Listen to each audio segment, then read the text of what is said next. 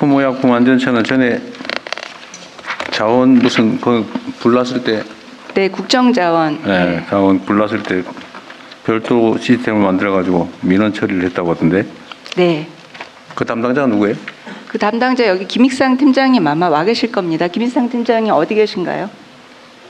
네, 아주 훌륭하게 잘 처리했어요. 예, 감사합니다. 박수 쳐주세요. 아니 뭐 물어볼 게 있어서 그런 거 아니에요? 너무 잘하셨다고. 예, 감사합니다. 네, 응급조치로 홈페이지를 만들어서 대응을 하셨다고 그래서 아주 잘했습니다. 가져가면 어떡할래? 막 그런 비난 있잖아요. 걱정. 근데 실제로 그런 거 벌어지지 않았습니다. 그리고 뭐 2만 원어치가 상한인데 그거 가지러 오려고 그 창피를 무릅쓰고 오겠어요. 우리나라 국민들의 수준을. 실제로는 그런 부작용은 없더라. 네. 최소한 대한민국 사회에서는 굶는 것 때문에 고통받지 말자. 라는 취지니까 이거는 좀 신속하게 빨리 확장을 좀 하면 좋겠어요. 그리고 이게 뭐 엄청난 시설이나 인력이 필요한 게 아니잖아요. 어디 네. 뭡니까 푸드뱅크 뭐 이런데 아니 복지시설 이런 데다 그냥 놓고 와서 가져가세요. 한 컵라면 몇 개 먹고 뭐 당장 먹는데 지장 없을 정도. 네. 내년에는 150개 정도까지 확대하고요. 전국적으로 더 숫자를 늘리도록 하겠습니다. 내년에 150개, 우리나라 지방자치단체가 200 몇십 개인데 네. 기초시군구가 시군구 단위로 없는 데가 있다는 것도 사실은 좀 그런데 네. 좀 더 확장을 좀 빨리 해보시면 좋겠습니다. 이게 예산이 뭐 특별히 드는 것도 아니거든요. 저희가 이제 국가 예산도 수립하고요. 또 민간 협력을 해서 네. 이번에 뭐 민간에서 지원해 주는 데도 많을 거고. 민간에서 기부를 받아서 같이 네. 연계해서 추진하고 있습니다. 어쨌든 먹는 거 가지고 서럽지는 말자. 네. 그런 취지입니다. 그다음에 의료 분야가 참 문제인데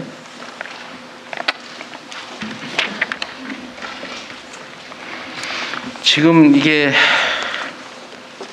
중증 필수 의료 또 지역 의료 네. 이게 문제라는 거잖아요. 지금 제가 흉부외과, 신경외과 의사가 사라진다는 얘기는 제가 10년 이상 전에 이미 들은 얘기 같고 네. 요즘 뭐 소아과도 없어지고 산부인과도 없어지고 또 뭐 없어지고 있어요?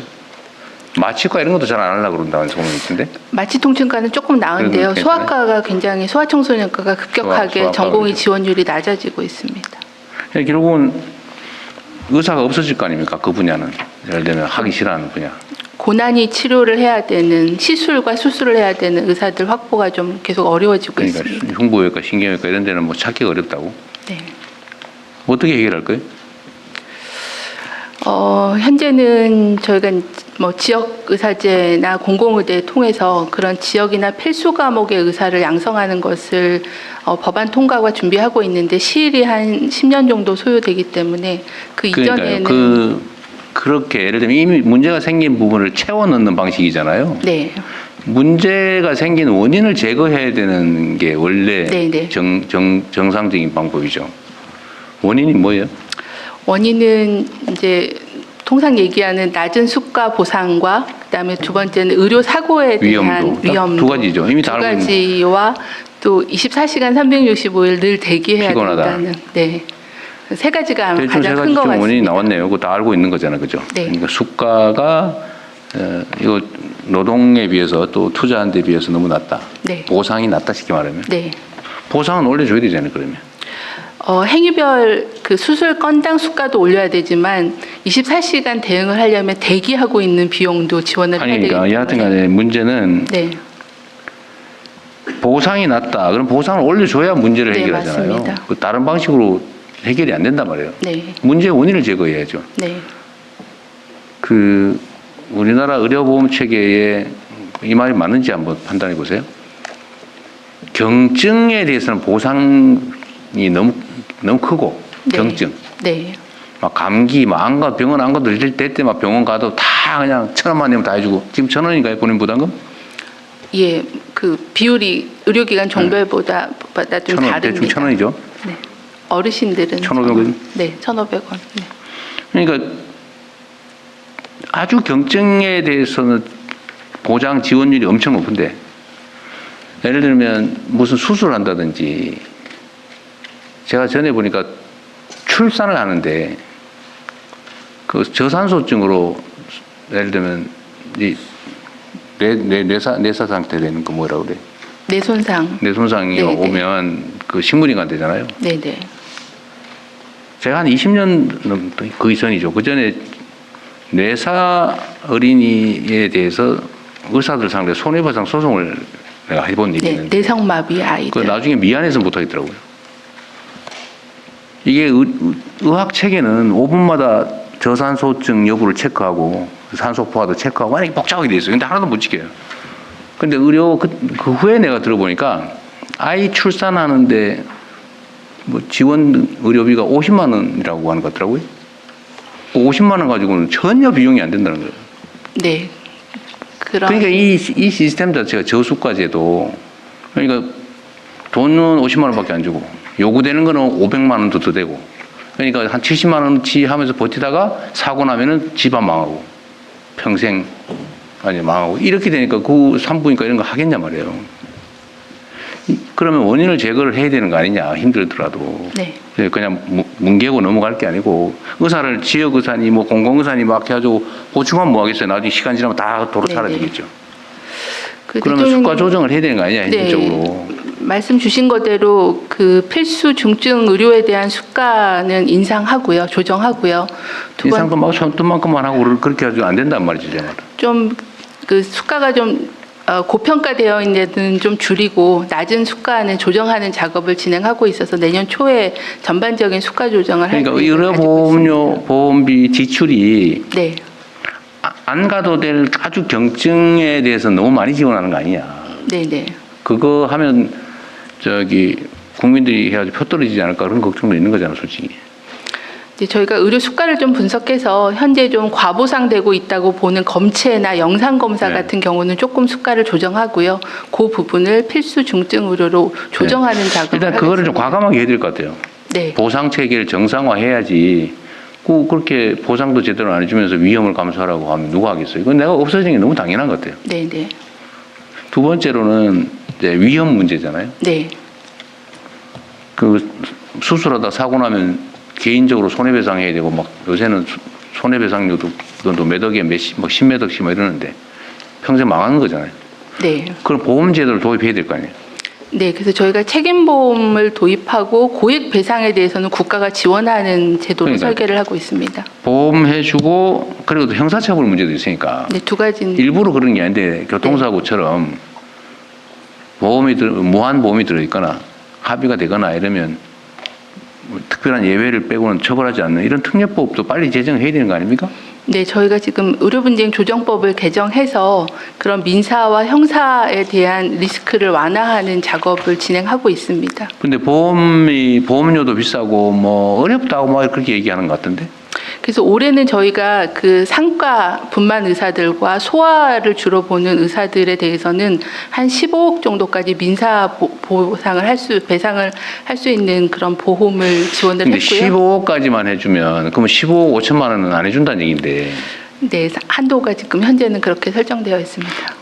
그러면 역시 내가 예를 들면 현실적으로 사고를 내서 15억 원어치까지는 보장이 된다. 근데 16억 넘어가고 식물인간 돼가지고 이럴 경우는 보상이 안 된다. 보장이 안 된다. 내가 개인적으로 책임져야 된다. 이러면 여전히 회피할 것 같은데? 그 부분은 이제 그 배상 금액 자체가 계속 조정되고 있어서 그 보험 제도에 대한 거는 계속 환경 변화를 반영해서 개선할 그러니까 이게 막 계획입니다. 그 억지로 막 의사를 막 해서 밀어넣는 것도 하긴 해야 되는데 워낙 급하니까. 네. 근데 근본적으로 원인 제거에 좀 더 신경 써야 될 것 같아요. 네, 대통령이 말씀 주신 대로 수가 조정하는 부분과 또 민사 형사 소송에 대한 부담을 완화하는 것과 또 그 근무 부담을 좀 낮춰줄 수 있는 네트워크 활성화 이런 부분들을 계획하고 있습니다. 그러니까요. 이거 이제 제가 이 얘기를 이제 길게 하는 이유가 뭐냐면 이제 이 장면을 많은 분들이 지켜보게 될 텐데 이 정책에 있어서는 이 포퓰리즘을 많이 피해야 된단 말이에요. 네, 근데 지금 사실 우리 국민 개개인 입장에서 생각해도 내가 중증에 대해서 치료를 받지 못한다. 그럴 상황이 발생할 수 있다는 게 더 문제 아닙니까? 네. 예를 들어 의사가 진짜로 저기 없어요. 신경외과, 뭐 예를 들어 흉부외과 이런 사람이 없어서 뭐 개복, 뭐 가슴 여는 이런 수술 못 한다. 내가 그런 병이 중병이 걸렸다. 그 치료 못 받고 의사가 없어가지고 응급실 뺑뺑이 막 돌다가 죽었다. 이런 상황을 맞이하느냐? 아니면 내가 감기 치료 그냥 약 사 먹으면 되거나 뭐 이럴 때는 병원 안 가고 또는 1,500원 낼 거 2,000원 내고 이렇게 해서 내가 좀 더 부담하는 걸 내가 감수할 거냐? 네. 를 합리적으로 판단해야 될 거 아닙니까? 네. 논쟁을 해서라도. 네. 그래야 정상적인 사회가 되잖아요. 그렇게 해야 재원을 마련할 수 있잖아요. 중증 환자에 대한 보상을 제대로 하려면 뭔가 재원을 딴 데서 절감을 해야 되는데. 네. 그래도 꼭 필요하지 않은 비용은 좀 줄이자.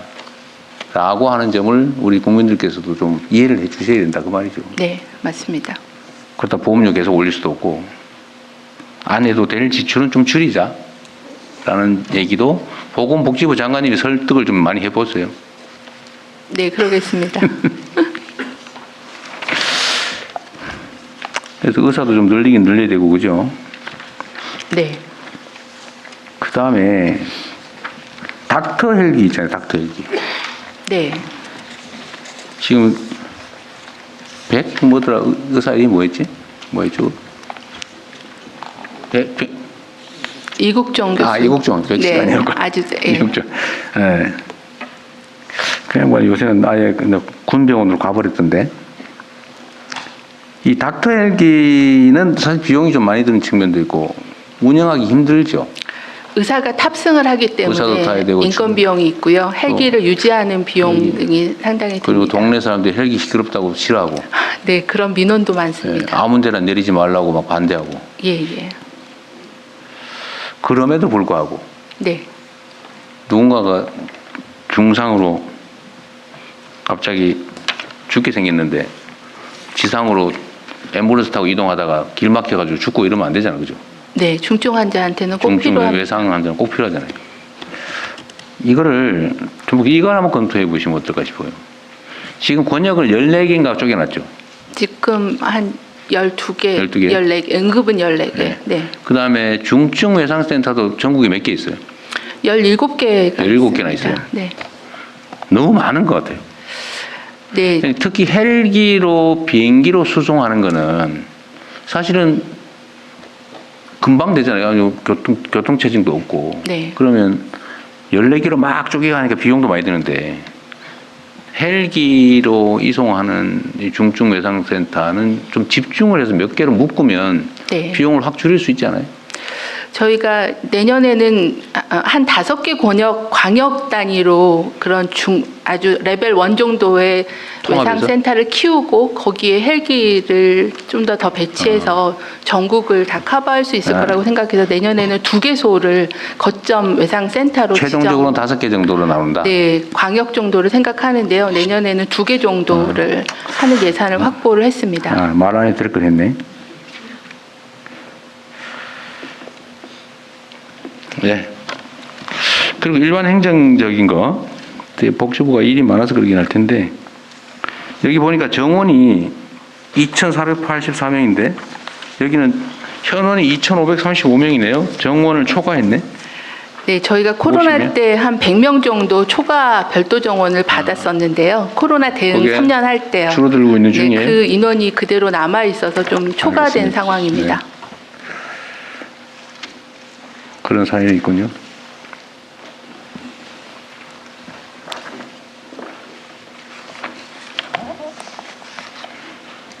아, 연금도 여기 소관인가요? 네, 그렇습니다. 네. 이게 연금 고갈 연도가 언제냐 가지고 논쟁도 많고 그래서 뭐 연금 개혁해야 되는데 구조 개혁도 해야 된다. 저번에 연금 보험료하고 또 뭐라 그래 그 소득 대체율 그건 이제 네. 입법이 됐으니까 네, 모수 문제는 개혁을 이제 구조 개혁을 해야 된다. 그런데 최근에 주가가 올라가지고 150조인가 200조인가 늘어나면서 고갈 연도가 뭐 20몇 년, 30몇 년 이렇게 늘어났다면서요? 네, 그 정도의 수익률을 저희가 이제 5.5% 수익률을 낼 경우에는 2071년이라고 추계를 하고 있는데요. 이제 수익률이 5.5%를 더 넘어서게 되면 기금 고갈 시기가 더 지연될 거다라는 그런 보도들이 네. 많이 있었습니다. 근데 일단 올해 하반기만 한 150조 원 주식시장 활성화를 한 150조 원 이상 벌었다는 거 아니에요? 현재 수익은 200조 넘습니다. 200조 넘어요? 네, 평가 수익이 그렇습니다. 평가손익입니다만. 그러면 국민연금공단도 주가 상승의 혜택을 엄청 본 거네요.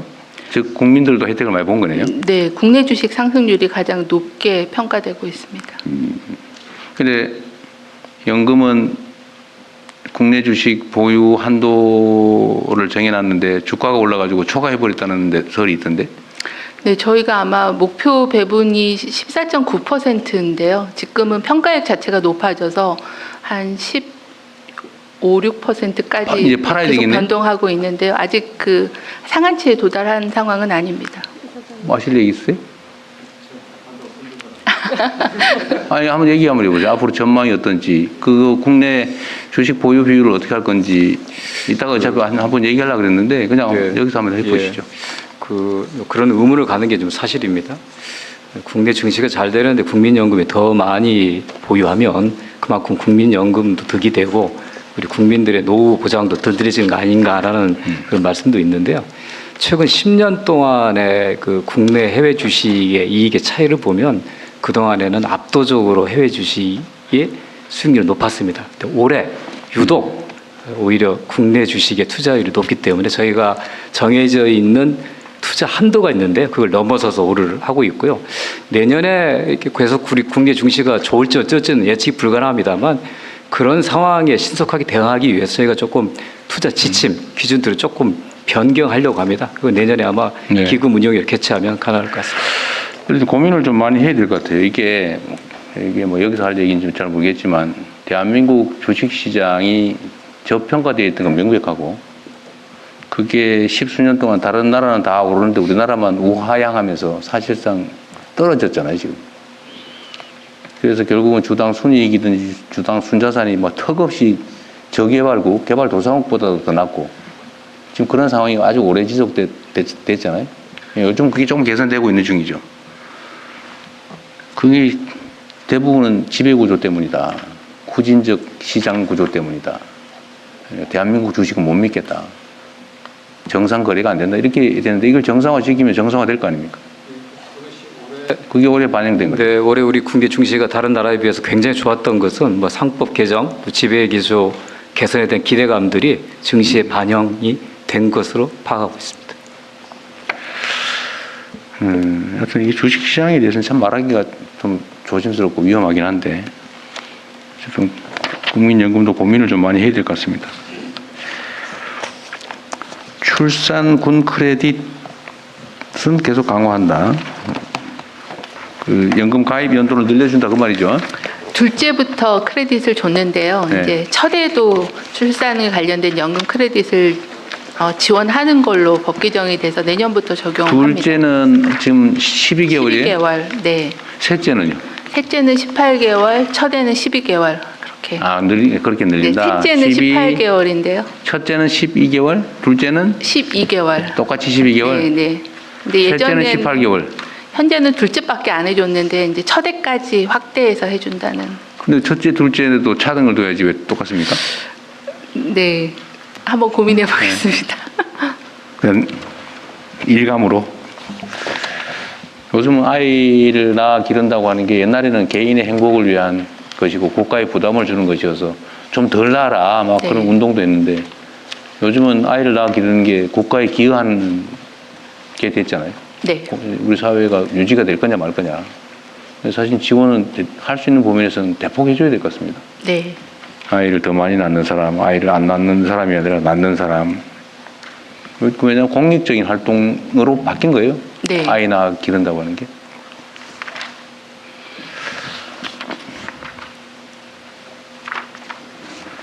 그 8페이지에 보니까요.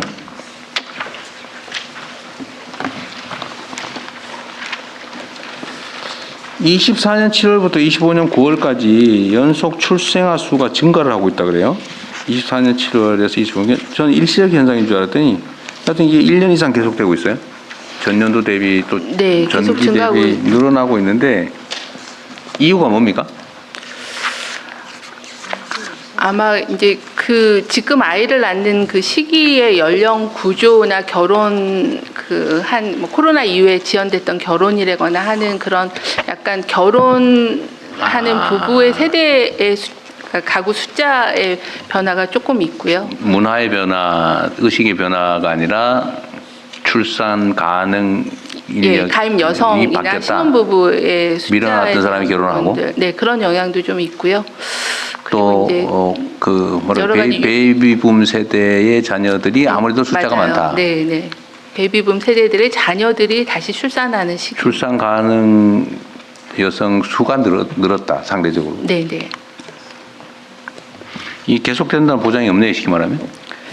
그래서 가입 여성 숫자는 제가 정확히 기억은 못 하는데요. 말씀하신 대로 지금 되게 많은 상태인데 줄어갑니다. 그래서 네. 올해 저희 출생아 수 전망은 한 25만 4천 명 정도 보고 있는데 이 추세가 계속 인구 구조로는 이어가기는 좀 어렵고요. 네, 일시적으로 정책- 늘어났다고 말이죠. 예, 쭉 인구- 늘어나다가 살짝 늘었다가 다시 쭉 떨어질 가능성이 있다. 그렇죠. 인구 구조로는 그렇지만 이제 저희는 말씀드리는 게 그래도 그 동안에 저출산을 이제 네.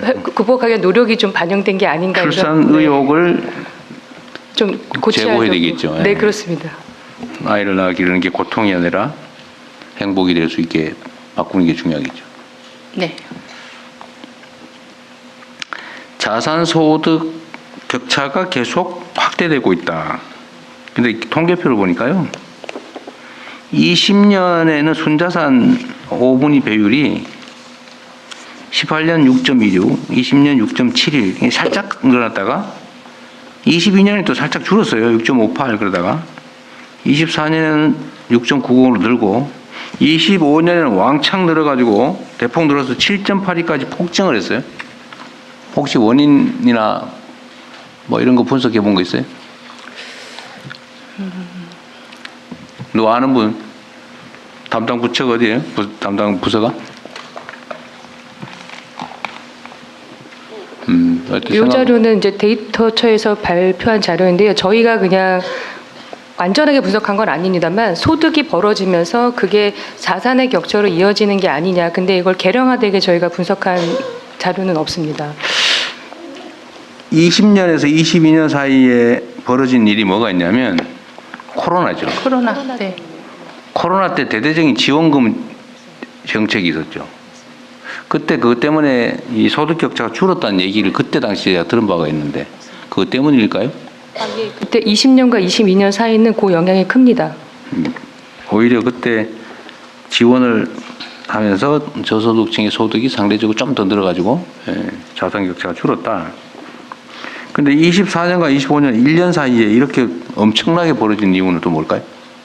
그건 아까 말씀드린 대로 저희가 정확히 분석은 못했는데요. 결국 그런 아니, 뭐 정부 지원 추측이라도. 소득이 없어지고 시장 소득의 영향이 크지 않았나 그렇게 짐작만 하고 있습니다. 소위 K자 성장으로 대다수 서민들은 더 나빠지고 조금씩 예. 소수만 엄청나게 좋아져서 사실 소득 양극화 문제는 여전히 있습니다. 네. 대책은 없을 것 같고 그죠? 요거 몇 시까지 하기로 했죠? 복지부는 2시 40분? 대통령님 30분까지? 질병청이 아까 업무 보고를 네, 알고 못했는데요. 좀 같이. 질병청도 그러고 식품의약품 안정처도 있잖아요. 여기 오늘 3시 40분까지?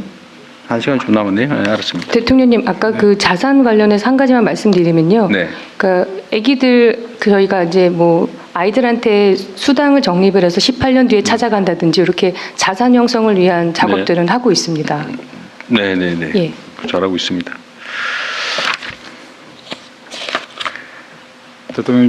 대통령 본부 토론이 혹시 마무리되셨으면 아니 질병청? 잠깐만 네. 계십시오.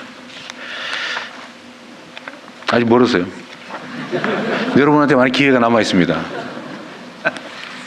그 기회가 어떤 기회인지 잘 모르겠지만 조금만 기다려 보세요. 자, 청년에 대한 우리 기본생활 안전망 구축으로 13페이지에 국민연금 첫 보험료 지원이라고 하는 항목이 있잖아요. 이거 제가 사실 주장했던 건데 국민연금을 첫 보험료를 이제 내주면 그 후에 이제 못 내더라도 나중에 소급해서 보험료를 내면 연금 가입 기간이 늘어나잖아요. 네. 근데 이렇게 되면 상당히 많은 이익이 있는데 연금 수혜가 커지는데 제가 이걸 성남시장 할 땐가 연금보험공단에서 일하신 직원이 한 사람이 저한테 그걸 슬쩍 알려줬어요. 이거 우리 연금보험공단 가족들만 하는 거예요. 이거 애들한테 빨빨 가입시키세요. 그럼 한 번만 내면 나중에 몰아서 내면 됩니다. 그 엄청난 혜택이 되는데 자기들만 한다고 나한테 슬쩍 알려준 거예요. 그 제가 그때 그 이후로 이거 많이 문제가 있다 이거. 복지 정책이라고 하는 거는 공평하게 기회 줘야지. 그 중에 좀 표현이 그러긴 하지만 동작 빠르고 소위 약삭 빠르고 또는 정보가 많은 소수만 혜택을 보고 나머지는 혜택을 못 보면 이게 정책입니까? 도박하는 것도 아니고 옳지 않잖아요. 아야 모두에게 똑같이 기회를 주든지. 네. 이걸 아는 사람이 거의 없어요. 지금은 그래도 좀 알게 된 것 같아요. 이게 막 대선 공약으로 막 논쟁이 되고 제가 이걸 대선 공약으로 청년들한테 첫 회를 대신 내주겠다 이랬더니 뭐 국민연금을 고갈시킨다는 등 그래서 그런 비난이 공식 언론에서 제기가 됐는데 나는 그 얘기를 들으면 진짜 기가 막혔거든요. 아니 그러면 그 제도를 아예 없애버리든지 싹 숨기고 동작 빠르고 정보 많은 사람만 혜택 보게 하는 게 그게 정의로운 거예요? 그 많이 알리면 나쁜 짓이요? 그 지방자치단체가 그거를 우리 성남 시민이라도 야 이거 가입 빨리 시켜줘가지고 혜택 보게 해야 되겠다니 야 왜 성남 시민만 그렇게 하냐? 도둑놈이다. 국민연금을 훼손하는 거다. 뭐 이런 주장을 하더라고요. 이게 말이 안 되잖아요. 이게 국가정책을. 그래서 이것도 첫 보험료를 지원한다고 이렇게 돼서 그거보다는 좀 나아지긴 했는데 네. 왜 이렇게 하냐? 누구나 소급해서 납부할 수 있게 해줘야 되는 거 아닙니까? 아니면 제한을 하든지 아니면 뭐 그 기간을 절반으로 줄인다든지 재원이 문제가 된다고 하면 평균적으로 예를 들면 국민 모두가 평균적으로 한 7년 정도는 안 내더라. 7년 다 소급시키면 재원에 문제가 생긴다. 그러면 모두에게 2년만 허용하든지 나중에라도 낼 수 있게. 그때 능력이 되면 3년 하든지 해야지. 이 중에 동작 빠른 사람, 정보 빠른 사람, 부모가 능력이 돼가 내가 대신 내줄게. 우리 아들 거, 우리 딸내미 거 대신 내줄게. 이런 건 하고. 그래서 이게 소위 뭐라 그래 재산 관리에 관심 높은 사람들 있잖아요. 이런 사람들은 이런 거 한대요. 자식들 다 넣어준대. 18세 되자마자. 그런데 그 먹고 살기 어렵고 이런 사람도 있잖아요. 그걸 안 해줘. 생각할 틈도 없고. 네. 이게 부정의하지 않냐. 그 생각이 좀 들었습니다. 어떠세요? 저희가 이제 청년 첫 보험료는 국정과제이기도 하고 27년 정도 도입을 목표로 준비하고 있고요. 아니, 그 다른 거 말고. 네. 이게 뭐 이것도 안 하는 것보다 나은데. 네, 네. 이것조차도 내가 보기 문제가 있어 보인다는 거예요. 네. 왜 똑같은 국민인데 정부로부터 이런 특별한 혜택을 받아 첫 보험료를 지원받는 사람은 잊어버리고 있다가 이거 해주면 다행이지만 다른 사람은 지나갔으니까 안 해준다. 왜 그래야 됩니까? 똑같은 국민인데. 보험료를 납부 시작할 때 앞전에 못 냈던 것을 추가 납부할 수 있는 기회를 좀 공평하게 다 주자 그런 말씀. 그러니까 그게 정의롭지 않냐고 말이에요. 그런 제도는 좀 더 설계를 해봐야 될 것 같습니다. 예를 들면 이런 걸 누군가를 골라서 이렇게 첫 보험료를 내주고서 소급할 수 있는 기회를 만들어 준다고 하는 게 요거 말고 다른 정책하고 연계되어 있으면 혹시 모르겠어요. 예를 들면 인권 민주주의 교육이나 공동체 교육 이런 것들을 뭐 3시간 이상 받으면 이런 기회를 준다든지 이러면 내가 좀 이해가 되는데 아무 이유 없이 누군가를 골라서 이렇게 소급하게 해준다. 제외되는 사람은 너무 억울하지 않을까 그런 생각이 좀 들었으니까요. 좀 깊이 고민을 좀 해봐 주십시오. 네. 이건 이것대로 하는데 이것조차도 그렇게 정의로워 보이지 않았어요. 자, 노인들에 대한 소득 활동이 생기면 노령연금을 깎는 거 이거 너무 잔인하다고 그래서 이거 좀 그러지 말자라고 하는 정책은 시행하는 거죠. 네. 일한다고 지원을 줄인다. 일하는 걸 권장해야 되는데 네, 일하면 맞습니다. 깎아요. 이것도 이상하죠. 그렇다고 안 하기도 또 그래. 왜냐하면 선별했기 때문에 그렇죠. 네. 선별했기 때문에. 선별 라인, 이 사람이 버는 돈을 합치면 선별 대상에서 제외되는 상황이면 뭔가 좀 불이익을 주기는 해야 될 것 같긴 한데. 이것도 고민거리입니다. 기초연금 부부 감액 단계적인 축소는 어쨌든 대선 공약이었던 것 같고, 뭐 이건 하시면 될 것 같아요. 네. 근데 제가 그 줄에 13페이지에 별표 1번이 뭔 말인지 이해가 안 되거든요. 국민연금 가입자 평균 소득 309만 원 초과에서 509만 원 미만은 감액 대상 제외. 이게 뭔 말인가? 네, 저희가 그 가입자 평균 소득보다 더 많은 소득이 있는 경우에는 감액을 하고 있는데요. 아, 100만 원, 네, 부부 100만 감액? 원 아니요, 그 소득 노령연금 활동이나, 감액이요. 네네. 100만 원 단위로 5개 구간으로 운영을 하고 있습니다. 근데 내년에는 1, 2 구간, 그러니까 월 500만 원이 안 되면 깎지 않는다? 네, 네. 원래 309만 원부터 월 안 500만 원이면 깎았는데 연봉 6천만 원 되는데? 그래서 1, 2 구간에 해당하는 부분은 감액을 하지 않겠다라고 최근에 이제 법 개정을 감액을 안 하는 대상은 월 509만 원 이하. 네네. 309만 원이었던 것을 500만 원으로 높여서 1, 2 구간에 해당하는 분들을 감액을 하지 않겠다. 월 소득이 309만 원이 넘는 부부는 기초연금 대상이 되나요? 이게 기초연금이 80%입니까? 70%입니까? 70%? 네. 대통령님 이거는 노령연금 나이 들면 무조건 주는. 이거는 이 부분은 그러니까 노령연금 감액과 관련돼 가지고 좀 설명하는 부분이 기초연금이 아닙니다. 아까 그 어르신연금 기초연금 이거 아니고 하시는 분들인데 그분들이 여전히 이제 근로소득이나 사업소득이 있으시면은 보통 한 509만 원 정도 받으시면은 현재는 이거 1구간인 경우에는 한 5만 원씩 본인이 받는 노령연금을 깎게 되는데 이제 이게 어르신들의 이제 근로 의욕을 좀 저하시킬 수 있기 때문에 그걸 설명하는 겁니다. 알겠습니다. 내가 좀 딴 거하고 착각을 했군요. 응급실 뺑뺑이 얘기 잠깐 할게요. 지금도 응급실 뺑뺑이 많죠? 현재도 그 이송병원을 못 찾는 경우들이 몇 왕왕 시간씩 있습니다. 앰뷸런스 타고 돌아다니다가 앰뷸런스에서 사망했다 이런 기사도 있는 것 같아요. 네. 그런데 이게 저번에 그 코로나 때쯤인가 언젠가부터 이게 뺑뺑이가 문제가 되기 시작했는데 코로나 때문에 원래는 대한민국에는 응급실 뺑뺑이라는 개념이 없었죠. 왜 없었냐? 병원에서 진료를 거부를 못하게 돼 있었죠. 네.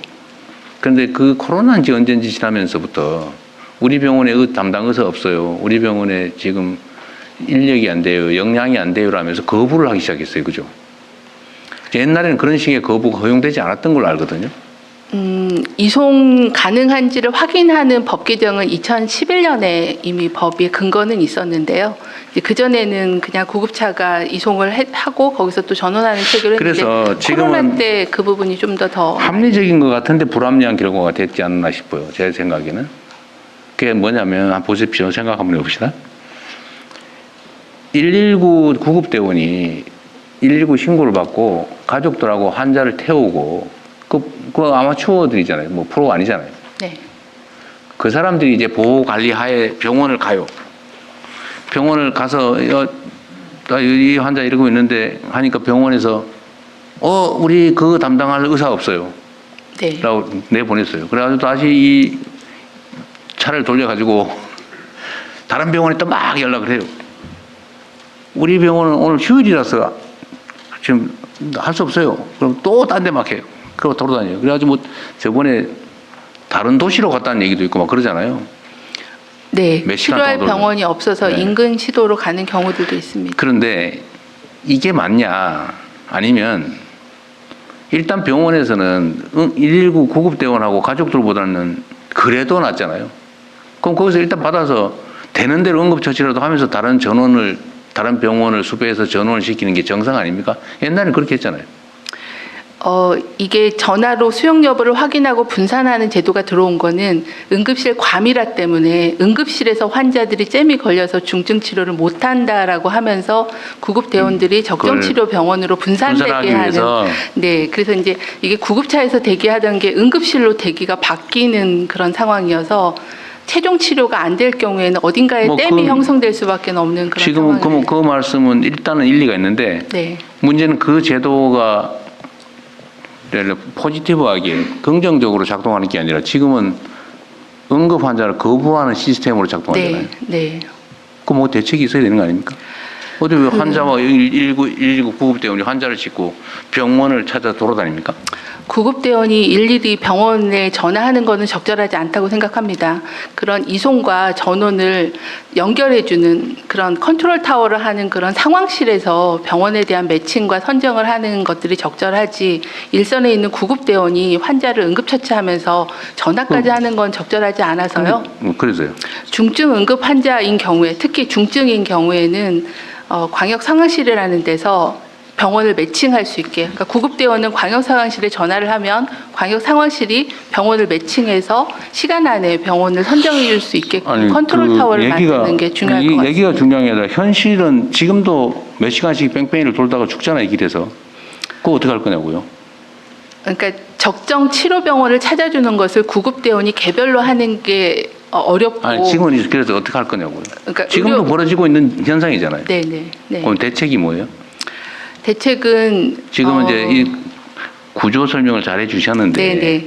지금 그렇게 하고 있는데 안 되는 거잖아요. 네. 그 대책은 말씀드린 대로 병원 전 단계에서는 이송 전원을 조정할 수 있는 컨트롤 타워를 좀 더 명확하게 만들고 정보 시스템을 붙이는 거와 최종 치료를 하는 그 자원을 효율적으로 매칭을 해야 되거든요. 모든 의료기관이 다 24시간 수술이나 시술을 할 수 없기 때문에 중증 질환별로 의사들의 네트워크를 만들고 순환 당직을 만들어서 오늘은 이 시술은 어디서 할 수 있다라는 것들을 미리 좀 정해서 매칭하는 걸 강화할 수밖에 없습니다. 자다가 갑자기 내가 배가 아픈데 네. 이게 도대체 담당 의사가 뭔지 무슨 과인지를 어떻게 압니까? 일단 병원에 가서 그래도 네. 조금 응급 그 119 대원보다는 나은 사람이 봐줘야 되는 거 아니에요? 네, 네. 근데 지금 안 봐주고 돌아다닌다니까요? 그러니까 구급대원은 진단을 하지는 않고요. 이 환자가 얼마나 위중한지 중증도를 보고 거기에 맞춰서 병원을 가게 되는 거거든요. 그러니까 그게 네. 병원들을 쭉 늘어놓고 이 병원 중에 어디로 갈지 어디에 어떤 인력이 있는지를 119 대원이 어떻게 합니까? 그러니까 그거를 광역 상황실에서 판단해서 매칭을 하겠다라는 겁니다. 구급대원이 여하튼 전화를 그러면 걸지 않게. 네. 설명은 아주 이론적으로 정치한데 현실은 하여튼 여전히 구급차를 타고 돌아다니다가 사람들이 죽어간다. 문제가 있는 거잖아요. 네. 현재는 그런 구조가 작동하고 있지 않아서 더 그래요? 그렇습니다. 만들어놨는데 작동을 안 한다? 네. 하여튼 뭔가 대책을 좀 세우십시오. 그 119 알겠습니다. 구급대 응급실 뺑뺑이 문제는 별도로 보고를 공무회의 한번 해주세요. 누가 있어요? 얘기할 사람? 마이크가 안 들어왔네요. 네, 공공보건정책관 잠깐 설명드리겠습니다. 그 이제 중증 환자에 대해서는 다른 이제 선진국들도 그 가까운 병원보다는 그러니까 진짜 환자를 살릴 수 있는 그러니까 치료가 가능한 병원으로 바로 이송을 하라는 것이 기본적인 이제 가이드라인입니다. 그 이유는 가까운 데 들렸다가 또 접수하고 또 거기서 뭐 이제 검사하고 나오고 하는데 또 시간이 오히려 더 지체될 수가 있기 때문에 그래서 이제 뭐 심근경색이나 이런 질환들 같은 경우는 뭐 한 1.5배에서 2배까지도 사망률이 높아진다라는 보고가 있습니다. 그래서 처음부터 이제 이송 단계에서부터 구급 대원들이 심전도를 찍는다든지 해가지고 심근경색을 미리 알아봐서 바로 혈관을 뚫을 수 있는 병원으로 이송을 하도록 네. 하는 것이 기본 이제 가이드라인이고요. 그러니까 그건 바람직한데 네. 지금 나름 거기에 맞춰서 시스템을 만들어 놓고 시행을 하고 있는 것 같아요 보니까. 네. 근데 작동이 안 되고 있는 게 현실 아니냐 일부가. 네, 그래서 방금 이제 장관님 말씀하신 것처럼 저희가 광역 상황실에서 이 컨트롤 타워를 이제 만들어 가지고 이송이 지연되는 중증 환자에 대해서는 저희가 우선 수용 병원을 지정을 해서 거기에 대해서는 그러니까 경증 환자까지 모두 그렇게 할 필요는 없으나 중증 환자가 이송이 지연돼서 생명의 지장을 이제 받을 것 같다라고 판단되는 환자는 일단은 병원을 먼저 지정을 해서 거기서 1차적인 치료를 하고 그 다음에 최종 치료가 가능한 병원을 네. 바로 알아봐서 이제 전원을 하겠다라는 것입니다. 하여튼 제가 말씀드린 건 여기서 뭐 시스템에 대한 이론적 논쟁을 하자는 건 아니고 현재 상태로 응급실 뺑뺑이 때문에 119 구급차 안에서 길에서 죽어가는 사람이 네. 있다. 그러니까 대책을 세우자. 네. 부족한 건 채우고 별도로 보고를 한번 해주세요. 그러겠습니다. 그리고 아까 그 얘기하다 내가 못한 부분인데 수가 조정도 현실적으로 최대한 좀 하고 네. 의사들 중에는 자기 직역에 대해서 자부심 가지고 내가 꼭 돈을 안 벌어도 나는 정말 사람들의 생명을 살리고 이게 내 천직이야라고 생각하는 사람이 많거든요. 네. 근데 그 사람들이 도저히 견딜 수 없는 상황이 되니까 아예 포기해버리는 거 아니에요. 근데 네. 그 중에 아까 위험도 문제나 이런 것도 있는데 수가 조정을 해주려면 재원을 확보해야 되는데 네. 하여튼 이 재원을 갉아먹는 요인 중에 과잉 진료도 있죠. 네. 그러면 심사를 철저하게 잘해야 될 거 아니에요. 어디 이상한 병원 만들어가지고 저 돈 네, 빼 먹다가 죽은 사람, 네. 감옥 간 사람도 있고 네. 그러잖아요. 그다음 누구 담당이지? 이 예. 과잉 진료나 예, 아니면 심사평가. 의료비 예, 빼먹기 뭐 이런 거 예. 그래서 제가 단속을 어떻게 해요? 그 과잉 진료에 대한 거는 뭐 외래를 1년에 한 2,000번 이상 가는 경우도 있고 실제. 아니 단속을 어떻게 하냐고요? 그래서 그거를 지금 모니터링 해가지고 삭감 조정을 하는데. 삭감 조정만. 예. 지금은 법적으로 그 법을 좀 이번에 지난 12월에 통과를 좀 시켰습니다. 그게 뭐냐면 실시간으로 다른 병원에서 진료를 보는 거를 좀 조회할 수 있는 그런 시스템을 지금 만들고 있습니다. 실시간으로 다른 병원에서 같은 날 예를 들어서 똑같은 사람이 여기 병원 양쪽에 동시에 가 있다 이 말이죠. 예, 하루에 몇 개씩 병원 가서 똑같은 진료를 받으니까 그런 것들을 조회할 수 있는 시스템을 쉽게 말해서 가짜 진료를 진료 안 해놓고 하는 것처럼 서류 만드는 거를 잡겠다 그 말이군요. 실제 가는 사람들이 있습니다. 하여튼 지금 특사경 권한을 달라 뭐 이런 얘기도 있던데 그 문제는 뭐예요?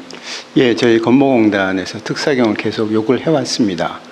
그런데 사무장병원 그다음에 이거 가짜 예, 치료비 면대약국 대표적인 것이. 건보공단이 특사경을 운영을 하면 이런 가짜 진료, 가짜 환자를 잡을 수 있다. 네, 그렇습니다. 실제로 진료비를 엉터리 자료로 청구해가지고 몇 억씩 몇십억씩 받아가지고 처벌받는 사례가 많죠. 그렇습니다. 그런데 저희가 이제 특사경 제도가 없기 때문에 이제 수사 의뢰를 하고 나면은 사실은 수사 평균 기간이 한 11개월 정도 걸리기. 특사경 몇 명이나 필요할 것 같아요? 저희 한 40명 정도로 시작하면 되겠습니다. 그 직원들이 조사하는 직원들이 있죠 이미. 이미 있습니다. 거기다 특사경 지정만 해주면 되죠. 그렇습니다. 예. 법무부 안 하는데 비서실에 챙겨가지고요. 저기는 해결해 주도록 하시죠. 조사하는 거에 뭐 문제겠어요? 감사합니다. 거기 이상하게 조사 권한을 안 주려고 그러더라고요. 아마 민간기관이어서 좀 꺼려하는 분위기가 근데 있습니다. 그 얘기는 지금 다른 부처 논의할 때 논쟁이 있었는데 금융감독원도 민간기관인데 그 권한을 줬다고 하더라고요. 예, 부인탁 아베 주무장관이 할 수 있습니다. 네네. 그러면 저기 건보공단 네. 거기는 일단 40-50명 필요하다니까 필요한 만큼 지정을 해주도록 하시죠. 네, 감사합니다. 네. 확실하게 많이 잡으세요 그러면. 했는데도 안 잡히더라 그러면 안 돼요. 그래 당연히 조사를 해야지. 그 다음에 복지 관련된 거 하나만 마지막으로 물어볼게요. 이거 민간단체들은 기본적으로 자율적으로 운영하는 거 맞는데 얼마 전에 보니까 무슨 장애인 단체에서 무슨 성폭행을 해가지고 뭐 네. 취업을 어떻게 하고 뭐 그런 얘기가 계속 보도가 되던데. 네, 감사하고 지금 수사 의뢰해서 수사 진행 중입니다. 그래요? 이 어디 부처나 마찬가지인데 관련 민간 단체들 있잖아요. 네, 이 민간 단체들이 부패하거나 폭력적이거나 이런 경우 많잖아요.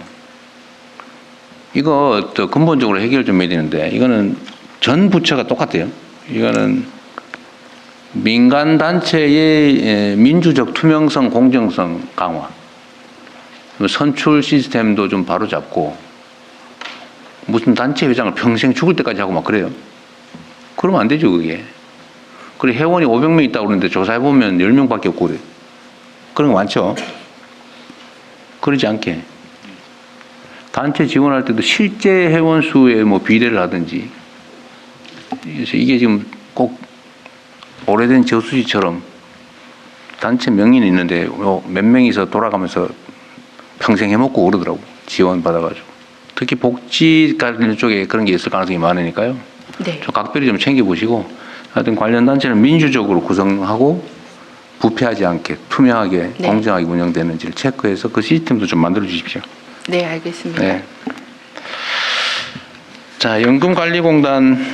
대통령님 네. 아까 산하기관 들어가시기 전에 네. 아까 질병관리청장께서 보고를 못 하고 그래요? 질병관리청장은 예. 보고 아직 안 했는데 좀 이따 할게요. 여기 있잖아요, 여기. 예. 질병관리청을 사랑하시나 봐요? 아닙니다. 제가 진행을 미스한 바람에 아까 이 못하셨습니다. 장관님이 질병관리청 출신이라서 거기에 편애를 하는 게 아닌가 생각이 얼핏 들었습니다. 예. 자, 연금관리공단은 뭐 특별히 뭐 얘기할 건 없고 그 스튜어드십 코드라는 거 뭐 그런 거 있죠. 예. 주식을 가지고 있는데 의결권이나 이런 건 행사하지 않는데 제대로 이제 행사하자. 예. 실제로 그렇게 할 건가요? 실제로 이제 2018년 도입할 때 조금 오해가 있어서 그러니까 경영을 뭐 좌지우지하거나 이러면 안 전혀 되지만 없습니다. 예. 그 이상한 거 하는 건 최소한 통제해야 될 거 아니에요? 네, 그렇습니다. 예. 그러니까 저희도 투자자로서 그 기업의 리스크가 발생하면 손실을 보거든요. 그 손실을 예방하기 위해서 그러니까. 사전적으로 일정 지침에 따라서 계속 대화를 하고 그래도 안 되면 최종적으로 의결권 행사하는 행사해야죠. 네, 모든 선진국들이 갖고 있는 제도입니다. 그러니까 정상적으로 당연히 국민의 주식을 가지고 있는 거잖아요. 네, 그렇습니다. 그 주권을 가진 주주로서의 권한을 예. 너무 심하게 행사해가 마음대로 하면 그 국가 자본주의 되니까 그렇게 하면 안 되지만 네, 그래서 과거에 실제로 최소한의 통제는 해야죠. 그 대한항공에 논란이 됐을 때 스튜어드십 코드를 시행한 이후에 주가가 굉장히 올라서 국민연금은 상당히 큰 이득이 그러니까요. 있었다. 당연히 그전에 계속 그래요. 손실이 있었는데 그것을 좀 기억해 주셨으면 좋겠습니다. 특히 우리나라의 이 약간 그 원시적이고 후진적인 기업 경영이 돼 보이는 데는 확실하게 그렇게 해야 됩니다. 네. 물론 그런 회사 잘 사지도 않을 것 같긴 한데 그게 전반적으로 주식 시장의 선진화에도 도움이 될 거라고 네. 판단하고 있습니다. 사가지고 회사를 정상화하면 주가도 오를 것 같아요. 예. 네, 그건 좀 잘 챙겨주시고요. 하여튼 시장이 정상화돼야죠. 기금운용본부의 투명성, 공정성이나 또 유능한 사람을 채용하는 거나 이런 것들은 잘 하고 있겠죠. 예, 사실은 이제 기금본부가 꽤 부패의 여지가 있어서. 네, 전주에 내려오고 난 다음에 조금 정착에 좀 어려움이 있었습니다만 지금은 굉장히 안정돼 있고요. 인원도 많이 좀 늘어나서 그 결과가 높은 수익률로 나타나고 있다고 하는 걸 말씀드립니다.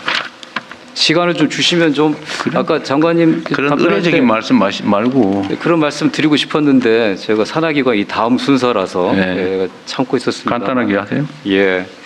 사실 지금 현재 우리나라 아주 간단하게. 네, 네. 국민연금의 누적 그 적립금이 1,361조 원입니다. 우리나라 GDP 51%에 해당하고요. 올해 국민들이 낸 보험료가 62조 원입니다. 그런데 아까 장관님 말씀하신 것처럼 올해 벌어들인 수익이 200조 원을 넘을 걸로 예상합니다. 이게 대단한 일인데 이런 일들을 해내는 그런 조직과 사람들에 대한 국민들의 좀 관심과 격려, 네. 또 보상이 필요하다는 말씀드리겠습니다. 안 그래도 내가 그 얘기를 좀 하려고 했는데요. 이게 이제 기금 운용, 예를 들면 주식이나 뭐 또 채권이든 이거 운용하는 사람들 있잖아요. 이 운용하는 사람들이 일단은 투명해야 되고 혹시 이거 가지고 자기 누구처럼 자기 개인적으로 주식 사놓고 그것도 기금에서 사고 이런 짓 하면 안 되잖아요. 예, 그건 엄격하게 통제하고 네. 있습니다. 예. 근데 그런 것도 못하게 해야 되지만 또 한편으로는 실력 발휘를 하면 보상이 충분히 되는데 보상이 충분하지 않으니까 여기서 공부 열심히 한 다음에 다 나가가지고 민간 운영하는데 다 가버린다는 소리 있더라고요. 예. 그렇게 안 되게 보상 체계도 좀 충분히 만들면 좋겠습니다. 예, 지금 국민연금의 그 운용력들의 평균 급여는 과거에 비해서 굉장히 좋아졌어요. 현재 성공 보수나 이런 게 좀 약간 약한 모양이더라고요. 예, 좀 그 성과 보수라고 할까요? 성과 보수, 예, 네. 그게 조금 약한데 그거 이번에 규정을 좀 바꿔서 네, 좀 그렇게 더 하십시오. 내년부터 더 많이 지급할 계획입니다. 저 돈 많이 벌었는데 엉터리 보상 많이 줬다 요거 안 할 테니까요. 네. 그거 좀 많이 좀 도와주십시오. 혹시 비난 받으면 이사장이 잘 방어하십시오. 알겠습니다. 예. 자, 그다음에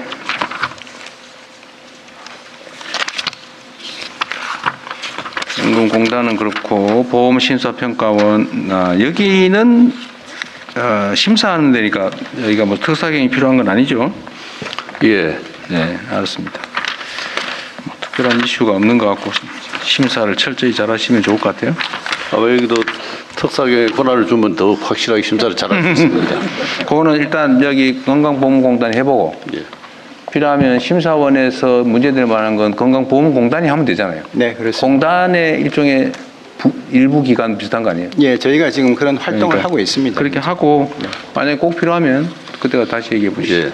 예. 저희들 심사하는데 조금 이제 한계가 있어서 조금 이제 권한이 심사하다가 영 안 되면 여기다 수사를 의뢰하십시오. 예. 그럼 되죠. 너무 많이 해놓으면 또 문제라서 그래요. 경찰 수사권이라고 하는 게 너무 많이 막 분산하기가 좀 그래서 그렇습니다.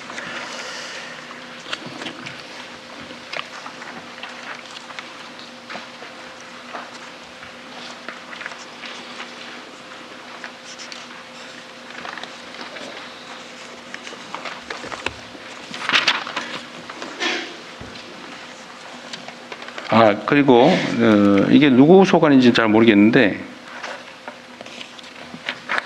연명치료 있잖아요. 네.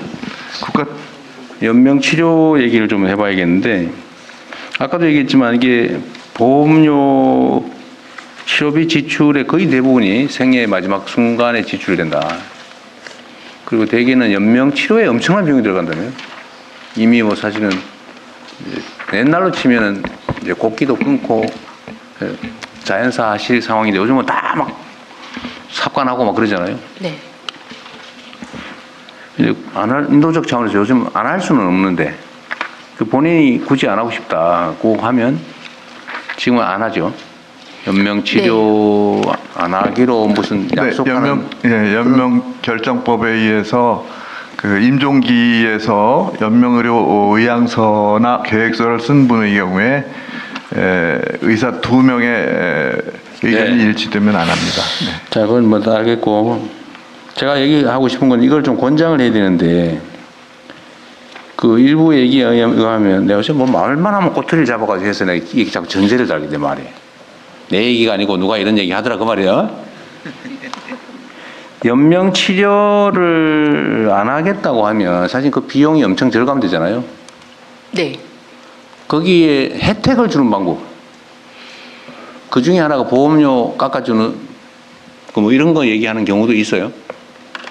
내가 한 얘기 아닙니다. 네. 근데 이런 거 예를 들면 치료비가 많이 줄잖아요, 사실은 지출이. 근데 거기에 대해서 어떤 보상이나 인센티브를 주는 건 고민을 해요. 제가 말씀드려도 되나요? 네, 간단하게 말씀해 주십시오. 아무나 하세요 그냥. 네, 지금 현재 그 연명 치료를 중단했을 때 저희가 상식적으로 생각했을 때는 의료 비용이 감소가 되는 걸로 알고는 있습니다만은 정확한 연구 결과는 아직 없습니다. 그래서 그렇겠죠. 네, 향후 이것에 대해서는 정확하게 절감이 되는 게 어느 정도 확인이 되면 보험료를 깎아주거나 이런 정책이 가능하다고 말씀하시는 건가요? 저는 가능하다고 봅니다. 제가 물어보고 싶은 건 개인적 소견도 소견인데 윤리적이고 도덕적인 부분도 같이 검토를 좀 할 어떤 필요가 있을 것 정책적 같습니다. 의견을 가지고 있나가 궁금해서 현 상태에서. 네. 이제 연명으로는 존엄한 임종을 맞는 거가 주 목적이다 보니 그렇죠. 예, 의료비와 그거에 따른 인센티브로 하게 되면 오히려 좀 부작용도 있을 수 있어서 도덕적 논란이 벌어진다고 네, 얘기하더라고요. 그런 부분들도 좀 같이 검토하겠습니다. 그 누구죠 그때 이 부천 국회의원 하시는 그분이? 원혜영. 원혜영. 네, 원혜영 네, 의원이 한번 지금 국무회 예언제 적당할 때 토론 네. 한번 하시기로 했습니다. 네, 준비하고 있습니다. 웰다잉이 사실 이거죠. 하여튼 그것도 생명윤리가 없는 사람이어서 하는 얘기가 아니고 네. 그래서 그거와 관련된 논쟁거리가 좀 있긴 한데 네. 또 현실적인 문제를 완전히 무시할 수 없으니까 그것도 고민은 좀 해봐 주세요. 네, 그렇게 개인적 하겠습니다. 고민이 아니라 정책 차원의 고민을. 네. 해외 사례는 어떤지도 한번 봐주시고요. 자, 특사경 얘기는 했고 그다음에 보험료 중에 이건 뭐 아주 세부적인 거라서 그러긴 한데 개인별 상한이 있죠. 의료보험료. 네. 얼마예요 지금? 제가 좀 450만 원까지. 450만 원이. 그걸 좀 올리면 그런 고민도 하겠죠. 예, 올릴 수는 있습니다만은 역시 협의가 지금 검토 중인 보험료 현실화에는 그건 안 들어 있어요. 예, 아직까지 그 부분은 안 들어 있습니다. 그것도 고민을 좀 해보시면 좋을 것 같아요. 매번 좀 상향은 되고 있습니다. 네. 왜냐하면 그 배수로 곱하고 있기 네. 때문에. 한국사회보장정보원 어디 있어요? 네. 마이크. 여기는 국가 데이터처하고의 업무는 관계는 어때요? 이제 국가 데이터처가 생겼잖아요. 네. 거기하고 한국사회보장정보원 예, 그 데이터 정보 교류는 좀 활발하게 하고 있습니다. 독자적으로 존속할 필요가 있다. 네. 좀 자신이 없어 보여요 목소리에. 아니 뭐 제가 없으라는 얘기 아니니까 당황하지 마세요. 네. 찾아주는 복지, 자동지급 복지 정책을 해야 된다. 자, 보건의료정보원 상세. 네. 이게 뭐 보건복지부 산하기관은 특별히 뭐 논란될 만한 게 없던데.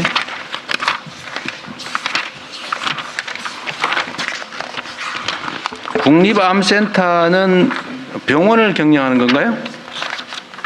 어디 병원이에요? 제가 답변을 병원 이름이 뭐예요?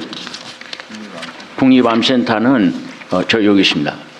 네, 병원 이름이 뭐예요? 병원이 그냥 암센터예요?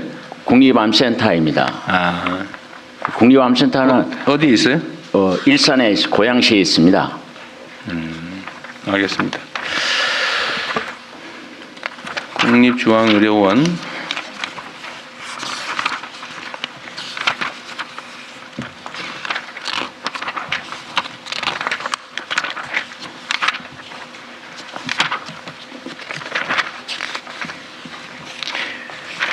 그냥 이거 나와서 국립의료원이 나와서 그런데 전에 코로나 때 지방 의료원들 있잖아요. 국립의료원도 마찬가지일 거예요. 네. 거기 병원에 나중에 보상해 줄 테니까 코로나에 집중해라 그래서 일반 환자 못 받게 하고 네, 맞습니다. 보상해 주겠다고 약속을 해놓고는 제가 듣기로는 보상을 안 해줘가지고 엄청 재정적으로 압박을 받는다는 설이 있던데. 네. 실제로는 어때요? 국립중앙의료원은 코로나 당시에는 정부로부터 보상을 많이 받았습니다. 그래요? 회복기에는 보상을 못 받았는데요. 지방 의료원 경우에는 코로나 당시에도 보상을 못 받았고 네. 회복기는 당연히 많은 보상을 못 받아서 굉장히 재정적으로 어려운 걸로 알고 있습니다. 그 복지부장은 전에 한번 얘기했던 거 아닌가요, 제가 이거? 네. 어떻게 하기로 했어요? 코로나 당시에는 이제 병실에 대한 손실 보상은 했는데요. 코로나 때문에 병실 가동률이 한 60% 이하로 좀 떨어지면서 전반적인 그러니까 지금 현재 지원을 추가해줄 뭐 그런 계획은 없어요, 있어요? 저희가 내년에는 한 2천억 정도 예산 편성을 해서 시설하고 운영비 지원 그리고 인건비 지원을 할 계획입니다. 일부 어쨌든 해줘야 될 것 같아요. 네. 그 또 하나는 대구 경북 첨단 의료산업진흥재단 이런 게 있네요. 어디세요? 네, 첨단 의료산업진흥재단이 이거 말고 딴 데 또 있는 것 같은데 뒤에 보니까. 오송에 있습니다. 오송 2개만 있어요? 2개만? 네, 현재는 2개가 지정되어 있습니다. 근데 이게 지역이 다를 뿐이지 하는 일은 똑같은 것 같은데 어때요? 어디 계세요? 예를 들면 연구나 이런 게 좀 안 왔어요? 보건산업정책국장입니다. 네. 대구는 저희가 합성의약품을 중심으로 되고 있고요. 좀 오성은 바이오의약품을 중심으로 특성화돼서? 구성되어 있습니다. 네, 네. 분야를 2개로 나누었습니다. 중복은 안 된다고요? 네. 네. 대한적십자사는 지금 회장이 안 계시죠? 네. 누구 나오셨어요? 대행이 나와서 부의장이 나왔습니다. 어디 계세요? 여기 있습니다. 여기가 연간 예산이 1조 2,167억이네요. 네. 이 중에 지출 예산은 얼마예요? 실제 지출되는 예산? 그 대부분 지출되는 걸로 알고 지출돼요? 있습니다. 잘 모르겠어요. 재원은 어디에서 봐요? 재원은 주로 이제 기부금이 개인 그 단체 기부금이 주류를 이룹니다. 기부금 수입이 얼마나 돼요, 1년에? 1년에 기부금 수입이 작년도에 한 1,400억 정도 뭐 이렇게. 기부금 수입이 1,400억인데 예산은 1조 2천억이에요. 나머지는 어디서 오는 거죠? 그 정부 지원도 좀 있고요. 정부 지원이 얼마 정도 돼요? 정부 지원이 전체의 한 7% 이렇게 되는 걸 알고 있습니다. 7%? 아마 1.3조 안에는 혈액 헌혈과 혈장 분해센터 운영하는 예산이 한 6천억 정도 들어 있어서 그게 정부 예산이에요? 아니요, 그거는 이제 혈액에 대한 그러니까 수가로 보존을 받는 부분이 있고요. 일부 국가가 지원하는 부분도 있습니다. 그러니까 국가 재정이 얼마쯤 들어가나가 제 관심사입니다. 몰라요? 나중에 알려주세요. 그냥 예산 구성이 어떻게 되나 궁금해서. 네. 아동권리보장원 입양활성. 아동권리보장원은 입양을 담당하는데요? 네, 맞습니다. 해외 입양은 누가 담당해요? 해외 입양도 아동권리보장원이 담당하고 있습니다. 요즘도 해외 입양 많이 갑니까? 해외 입양 지금 현재로는 24명 갔고요. 연간? 예. 그리고 그 70여 년간 17만 명이 간 상황입니다. 요즘은 해외 입양 잘 안 가죠? 예, 거의 안 가고 다 있습니다. 국내 입양되는 상황이죠? 네, 맞습니다. 해외 입양 가는 사례는 어떤 경우에? 예전에는 건강 이상 아동이나 남자 아동이 거의 대부분 해외 입양을 가는 경우가 많았습니다. 그래서 이런 것들이 국내 계속, 입양이 잘 안 되는 경우? 예, 맞습니다. 국내 입양이 잘 안 되기 때문에 해외 입양을 가는 경우가 많이 있었습니다. 그래서 지금 국내 입양인식 개선을 위해서 노력하고 있습니다. 지금은 주로 어떤 24명은 어떤 경우에? 거의 대부분 건강 이상이나 남아가 많습니다. 그 아동 돌봄 시설에 있거나 어쨌든 돌봄 지원을 받다가 자립해 나갈 때 네, 자립준비 청년이라고 자립준비금이라고 주죠. 네, 네, 맞습니다. 정부 중앙 정부는 1인당 얼마예요?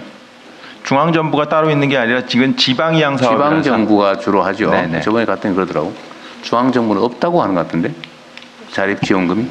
인구아동 정책관입니다. 자립준비 청년에는 매달 50만 원씩 정기적으로? 자립수당이 5년간 지원이 되고요. 그건 정부에서 하고. 정부에서 하고 목돈으로 주는 목돈으로 주는 자립기금은 거는 지금 전부 지방 이양 사업이어서 지방비로만 들어가고 있습니다. 지방 이양 사업이에요? 네. 지방 이양 사업이면은 약간의 뭐 반드시 통일돼야 되는 건 아닌데 좀 균형은 있어야 되지 않아요? 만약 지방에 고유 자치사무면 그거 알아서 그냥 각자 하는데 그 차등이 너무 큰 것 같은데? 저희가 가이드라인으로 최소 1,000만 원 이상은 좀 지원하라고 지침에 반영하고 그랬어요? 있는데요. 지자체별로 조금 편차는 있습니다. 이재명 도지사 같은 사람이 지 마음대로 막 올려줘서 그런 거지. 어쨌든 약간의 균형점들이 필요할 것 같습니다. 네. 그 다음에 오송첨단 의료사업 아까 얘기했고요. 의료기관 평가 인증원도 있고 복지보건부, 보건복지부 산하에 있는 산하기관이 많은 것 같아요. 한국공공조직은행, 이거는 인체조직 관리하는데요. 인공인체조직이에요? 아니면 기증받은 네, 인체조직입니다. 그럼 장기 기증 뭐 이런 거 관리하는 거예요? 장기는 또 따로예요? 장기 기증은 따로 있고요. 공공조직은행은 인체조직을 기증하신 분들에서 조직을 채취하거나 뭐 지원하는 부분을 하고 있습니다. 인체조직은 사망한 후에? 네, 사후입니다. 장기와 공공 인체조직을 구분한 이유는 뭐 나름 있나요? 장기 같은 경우는 그 뇌사인 경우에만 장기 기증을 지금 하고 있고 생체 있을 때도 물론 하고 있지만 살아있는 장기 조직이기 때문에 좀 더 실시간으로 관리가 필요하고요. 인체 조직은 좀 더 시간을 두고 관리를 해서 조금 관리 속성이 다릅니다. 16번에 장기 조직 기증문이 있군요. 자활복지개발원. 이 자활지원센터 지원하는 데입니까? 네, 그렇습니다. 네. 자활지원센터는 전국에 몇 개쯤 있어요? 자활센터는 250개가 있습니다. 많네요. 거기 평균적으로 종사자는 몇 명 정도 됩니까?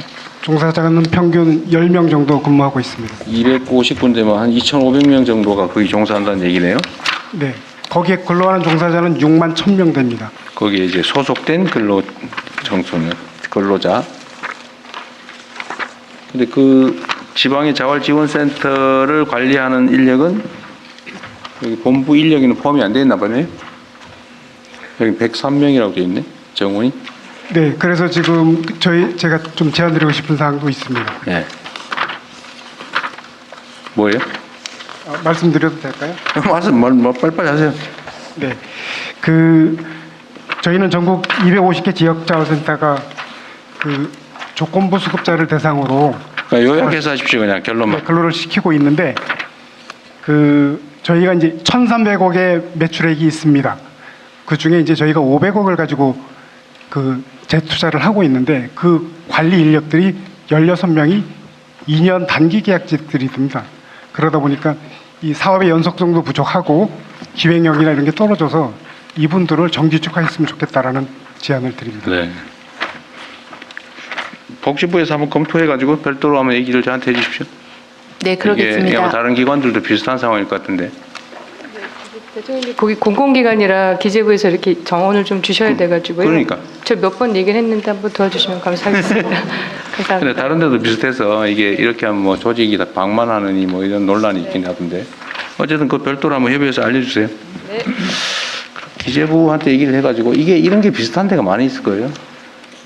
이게 가급적이면 그러니까 업무가 일상적 지속적 업무면은 원래 비정규 쓰면 안 되는 거잖아요. 네. 돈 관리. 네. 그건 한번 전체적으로 한번 검토를 해봐야 되겠어요. 저 포함해서 전 사례로 건강증진개발원도 있고요. 국제보건의료재단, 개발도상국의 개발협력사업 ODA 사업을 담당하는 곳이다 그 말이죠. 네, 그렇습니다. 지금 전 세계 ODA 여기서 관할하고 있는데 몇 나라나 돼요? 지금 그 ODA 사업으로는 한 13개국 정도 하고 있고요. 13개국에? 네. 그 이종국 펠로십으로 초청 연수 교육은 약 30개국에서 하고 네. 있습니다. 노인 인력 개발은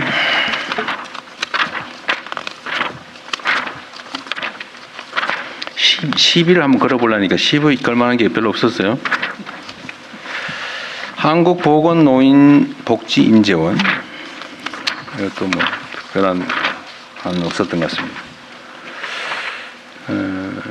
보건산업진흥원 이거 지금 어디 있습니까? 소재지가?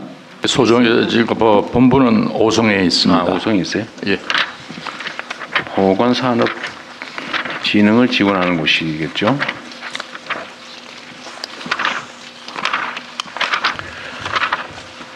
보건의료연구원. 보건의료연구원은 형식이 뭐예요? 재단입니까? 예, 재단입니다. 재단 법인? 예, 재단 법인입니다. 그 위탁 사업을 합니까? 예, 지금 이제 법적으로 공격을 가지고 있는 사업들을 모아서 저희들이 수행을 하고 있고요. 사업 위탁을 받아요? 예, 조직에 대한 근거 규정이 없어가지고 디지털 헬스케어법은 근거가 없어가 뭐라고요? 죄송합니다. 보건의료 정보원 이야기를 했는데. 아, 그러니까 근거가 없어서 뭐 한다고요? 그 보건의료 정보원이 여러 가지 이제 보건의료 데이터 활용과 관해서 중요한 역할 수행을 하고 있는데 네. 지금 법적 근거가 없습니다. 그래서 국회에 가 있는 디지털 헬스케어법이라든가 이런 것도 조속히 제정될 필요가 있습니다. 건의를 드리겠습니다. 법적 근거를 만들어야 되겠다.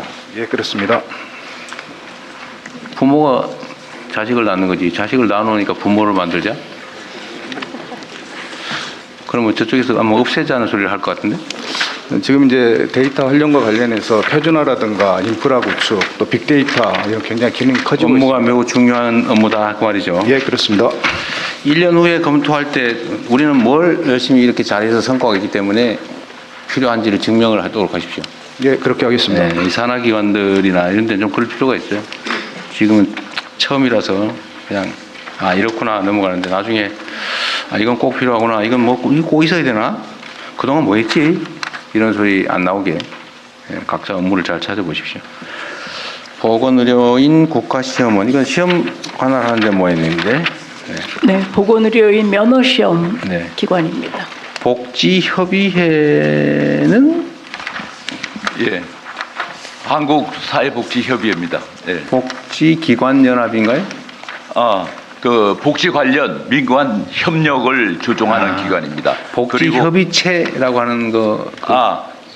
사회보장 지역협의체라는 건 별도의 다른 기관입니다. 네. 푸드뱅크 운영하는 기관입니다. 최근에 저희들이 하고 있는 게 대통령 관심 사업인 그냥 드림 사업을 하고 있습니다. 네, 열심히 해주시고요. 생명존중의료 존중희망재단은 자살 예방 사업 하는 데다. 여기가 319억이 예산인데 이거 재원은 뭐예요? 예, 전액 국가 예산입니다. 국가 예산이에요? 네. 위탁 사업인가요? 보조금인가요? 네, 보조금입니다. 보조금.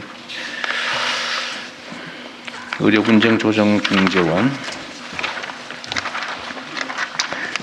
의료 분쟁 조정 중재원 375페이지를 보니까 분쟁 자동 개시가 402건, 406건 그러다가 갑자기 25년에 276건으로 줄었고 일반 조정이 1059건, 1058건 그러다가 갑자기 933건으로 25년에 줄었는데 이유가 뭘까요? 933건? 왜 팍 줄었지? 등으로 아무래도 이제 이 병원에서 수술을 받거나 하는 건수가 많이 줄었습니다. 25년이 기간이 충분하지 않아서 그런 건 아니고요. 예. 12월 이전 통계일 거 아닙니까? 네, 통계가 11월 말 종결. 11월 말 통계. 작년 거, 재작년 거도? 예.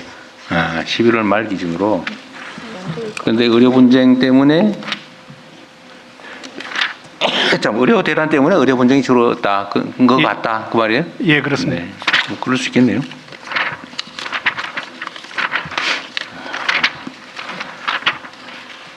장애인 개발은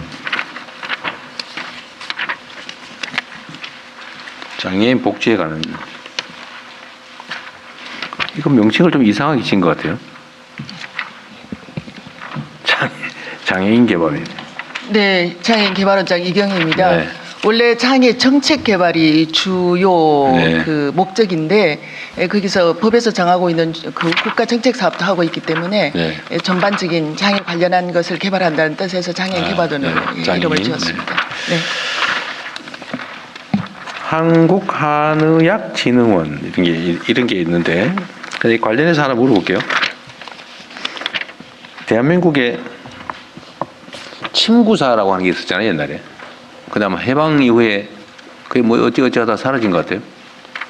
근데 이 침구는 한의학의 일부로 돼 있나요? 아니면 그냥 없어져 버린 건가요? 네, 한의학정책관 맞습니다. 아는 사람? 한의학정책관 말씀드리겠습니다. 어디 있어요? 여기 있습니다. 예. 그 이제 침구사 같은 경우에는 그 전에 별도로 있었는데요. 네. 지금은 침구사법이 옛날에 있었어요? 예. 있었는데 폐지해버리고 침구사하고 적골사 제도가 별도로 있었습니다. 지금은 이제 거의 이제 일몰되는 식으로 돼 있고요. 지금 침구사 같은 경우에는 실제 이제 통계가 한 2명 정도, 적골사 3명 정도. 그래서 이제 이걸 대체하는 게 지금 한의사가 이제 한의사는 약과 진명을 하지 침 놓는 거는 잘 안 하죠. 네, 침뜸 부항이 기본 시술이고요. 그다음에 약 처방이 들어갑니다. 소위 단침이라네. 조그마한. 네, 단침도 있고. 보통 침구사는 긴 침 쓰는 그런 사람들이 있던데. 네, 과거에 이제 한의사가 활성화 안 됐을 때는 사실 침구사가 역할을 했는데요. 지금은 침구는 한의학의 일부로 편입된 거예요. 네, 침구학이라고 편입되어 있습니다. 침을 별도로 연구하는 뭐 그런 프로그램은 없어요. 네, 한의학에서 한 과로. 그 안에서 기본적인 시술로 같이 하고 있습니다. 근데 아까 2명 남았다는 건 뭔 얘기예요? 침구만 하는 사람이 2명만 남았다. 그래서 이제 자격을 그때 가지고 있는 사람들이 계속 사망을 하고 그래서 일몰해서 실제로 이제 통계상으로 한 두세 명 정도 잡혔습니다. 살아있는 공식 침구사는 2명이다. 네네. 그 침구학이랄까 뭐 침술에 관한 연구나 이런 것들은 다 나름대로 하고 있어요? 네네. 한의과에서 하고 있습니다. 알았습니다. 이게 마지막이죠. 소속 단체는 오늘 네, 그렇습니다. 자, 고생하셨고요. 질병관리청은 뭐 별도로 준비한 게 있어요? 예, PPT 보고 네, 요장 슬라이드 한 장으로 간략히 보고 드리겠습니다. 네. 질병관리청 업무 보고 드리겠습니다. 먼저 새로운 감염병 재난을 슬기롭게 대비하겠습니다. 대응 회복의 전주기적 위기관리 역량을 강화하고 방역 의료 사회 대응을 포괄적으로 재구조하면서 미래 어떤 형태 위기가 발생해도 효과적으로 그리고 효율적으로 대처하겠습니다. 또한 백신 치료제의 자급화, 진단 인프라의 다각화를 추진하겠습니다. 아시아 태평양 협력 네트워크, 보건취약국 지원 등을 통해 국제 보건 안보를 선도하겠습니다. 다음으로 국민의 건강한 일상을 철저히 보호하겠습니다. 지역사회에서 쉽게 확산되는 호흡기 감염병의 예방과 관리를 강화하고 초고령화 시대에 더욱 큰 위협이 되는 의료관련 감염, 항생제 내성으로부터 안전한 의료 환경을 조성하겠습니다. 희귀질환자에 대한 진단과 치료의 접근성을 강화하고 의료비 부담을 완화하겠습니다. 또한 고혈압, 당뇨병 등 만성질환과 노쇠 예방 분야도 지역을 중심으로 포괄적으로 관리하겠습니다. 마지막으로 변화하는 미래 환경에 선제적으로 대응하겠습니다. 온열 질환 발생 위험 예측 정보를 적시에 국민께 제공하고 기후변화에 따른 매개체 전파 감염병의 확산도 철저히 감시하겠습니다. AI 기술을 활용한 질병관리 빅데이터 플랫폼과 대규모 인공지능 학습용 데이터셋을 구축하는 등 데이터 과학에 기반한 질병관리 서비스 혁신도 추진해 가겠습니다. 이상으로 보고 마치겠습니다. 네, 수고하셨습니다. 워낙 잘하고 있어가지고 뭐 우리 장관님 원래 친정이라서 그런지 여기는 하나만 물어보고 넘어갈게요. 이것도 역시 썰이에요. 물어보라 그래서 물어보는 거예요, 내가. 고혈압, 당뇨 이런 거 예를 들어 기준치라고 하는 게 있잖아요. 일단 요걸 넘어서면 약을 먹어야 된다. 그 기준치가 점점 엄격해져 가지고 약 안 먹어도 될 사람이 자꾸 약을 먹게 된다. 그거는 뭔가 다른 이유가 작동한 거다라는 주장에 대한 의견은 뭐예요? 질병청이 장난하게 접근한지 모르겠지만요. 네, 네. 그 보건의료적 이제 그런 그 연구에 대한 성과들이 누적되면서 이제 점점 더 큰 데이터셋이 만들어지고 그러다 보니 더 조기에 적시에 그런 중재를 가하는 것이 환자 개인의 건강과 이 집단의 건강을 향상시킨다는 데이터들이 누적되고 있습니다. 그런 근거에 기반한 정책으로 이해하는 게 맞는 것 같습니다. 그런데 내가 그 문제 제기를 하는 사람들 입장에서 한번 물어본다면 그게 왜 투약자가 늘어가는 방향으로만 작동을 하고 투약자가 죽는 방향으로 작동을 안 하죠? 그런 뭐 의약품을 활용한 그런 의료적 중재라는 부분이 뭐 모든 것을 다 이렇게 모든 것을 다 설명할 수는 없지만 또 건강 관리 같은 그런 생활 습관의 개선 같은 부분들도 당연히 중요합니다. 하지만 이제 고지혈증 같은 부분들처럼 이제 선행하는 질환들을 더 앞서서 관리하게 되면 뒤에 나오는 후발적인 질병들을 예방할 수 있다는 것이 기본적인 원리 같습니다. 그러니까 뭐 다른 거 잘 모르겠는데 당뇨, 혈압, 요 수치 가지고 요건 투약 대상 아닌 거 가르잖아. 근데 이게 점점 엄격하게 돼서 투약 대상이 늘어가더라. 이게 로비 결과 아니냐라는 설에 대한 입장은 그건 아니다. 네, 의학적 근거에 기반하고 있다고 판단하고 있습니다. 그것은 많이 보던 분이세요. 네, 그다음에 식품의약품 안전처도 간단하게 하시죠. 뭐 우리 처장께서 워낙 일을 잘하셔서 네. 네, 이 슬라이드 네. 식품의약품안전처장 오유경입니다. 식품의약품안전처 국민께 보고 드리겠습니다. 25년 성과입니다.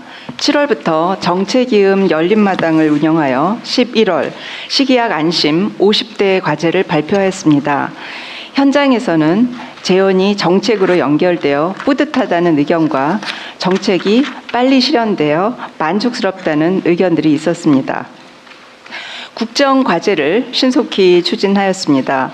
GMO 완전 표시제, 바이오 의약품 위탁 개발 생산 규제 지원에 대한 법적 근거를 마련하였습니다. 에이펙 정상회의 중에 2,000건이 넘는 식음료 안전 관리로 식중독을 차단하였습니다.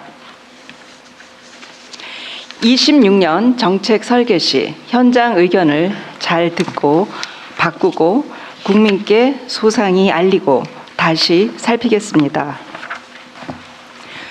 식품의약품안전처는 2026년 일상의 안심을, 성장의 힘을 더하겠습니다.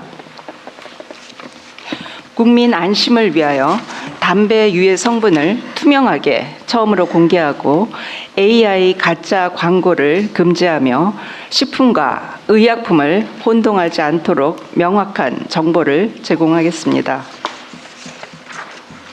안전망을 촘촘히 하겠습니다. 환자에게 희귀 난치 의약품의 공급을 확대하고 미래 세대의 마약 중독을 예방하며 노인, 장애인의 안심 일상을 지원하겠습니다. AI로 식이약 행정을 혁신하겠습니다. AI로 불법 온라인 광고를 적발하고 AI로 위해 수입식품을 정밀하게 차단하며 AI로 식욕중 이물의 검출 정확도를 향상하겠습니다. 안전을 최우선으로 허가 심사의 속도를 높이겠습니다. 미국의 FDA, 유럽의 EMA에 비해 느렸던 420일간의 심사를 대통령님의 전폭적인 지원으로 세계에서 가장 빠른 240일로 단축하겠습니다. K푸드, K바이오, K뷰티가 비관세 장벽을 넘어 세계로 진출할 수 있도록 수출국에 규제 정보를 제공하고 규제 기관 간 협력을 확대하며 우리의 기준을 안전관리를 향상시키겠습니다.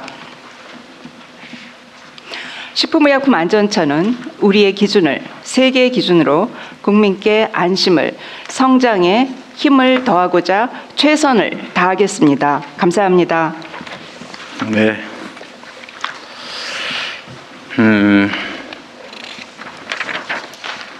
식품의약품안전처는 전에 자원 무슨 그 불났을 때 네, 국정자원. 네, 자원 불났을 때 별도 시스템을 만들어 가지고 민원 처리를 했다고 하던데.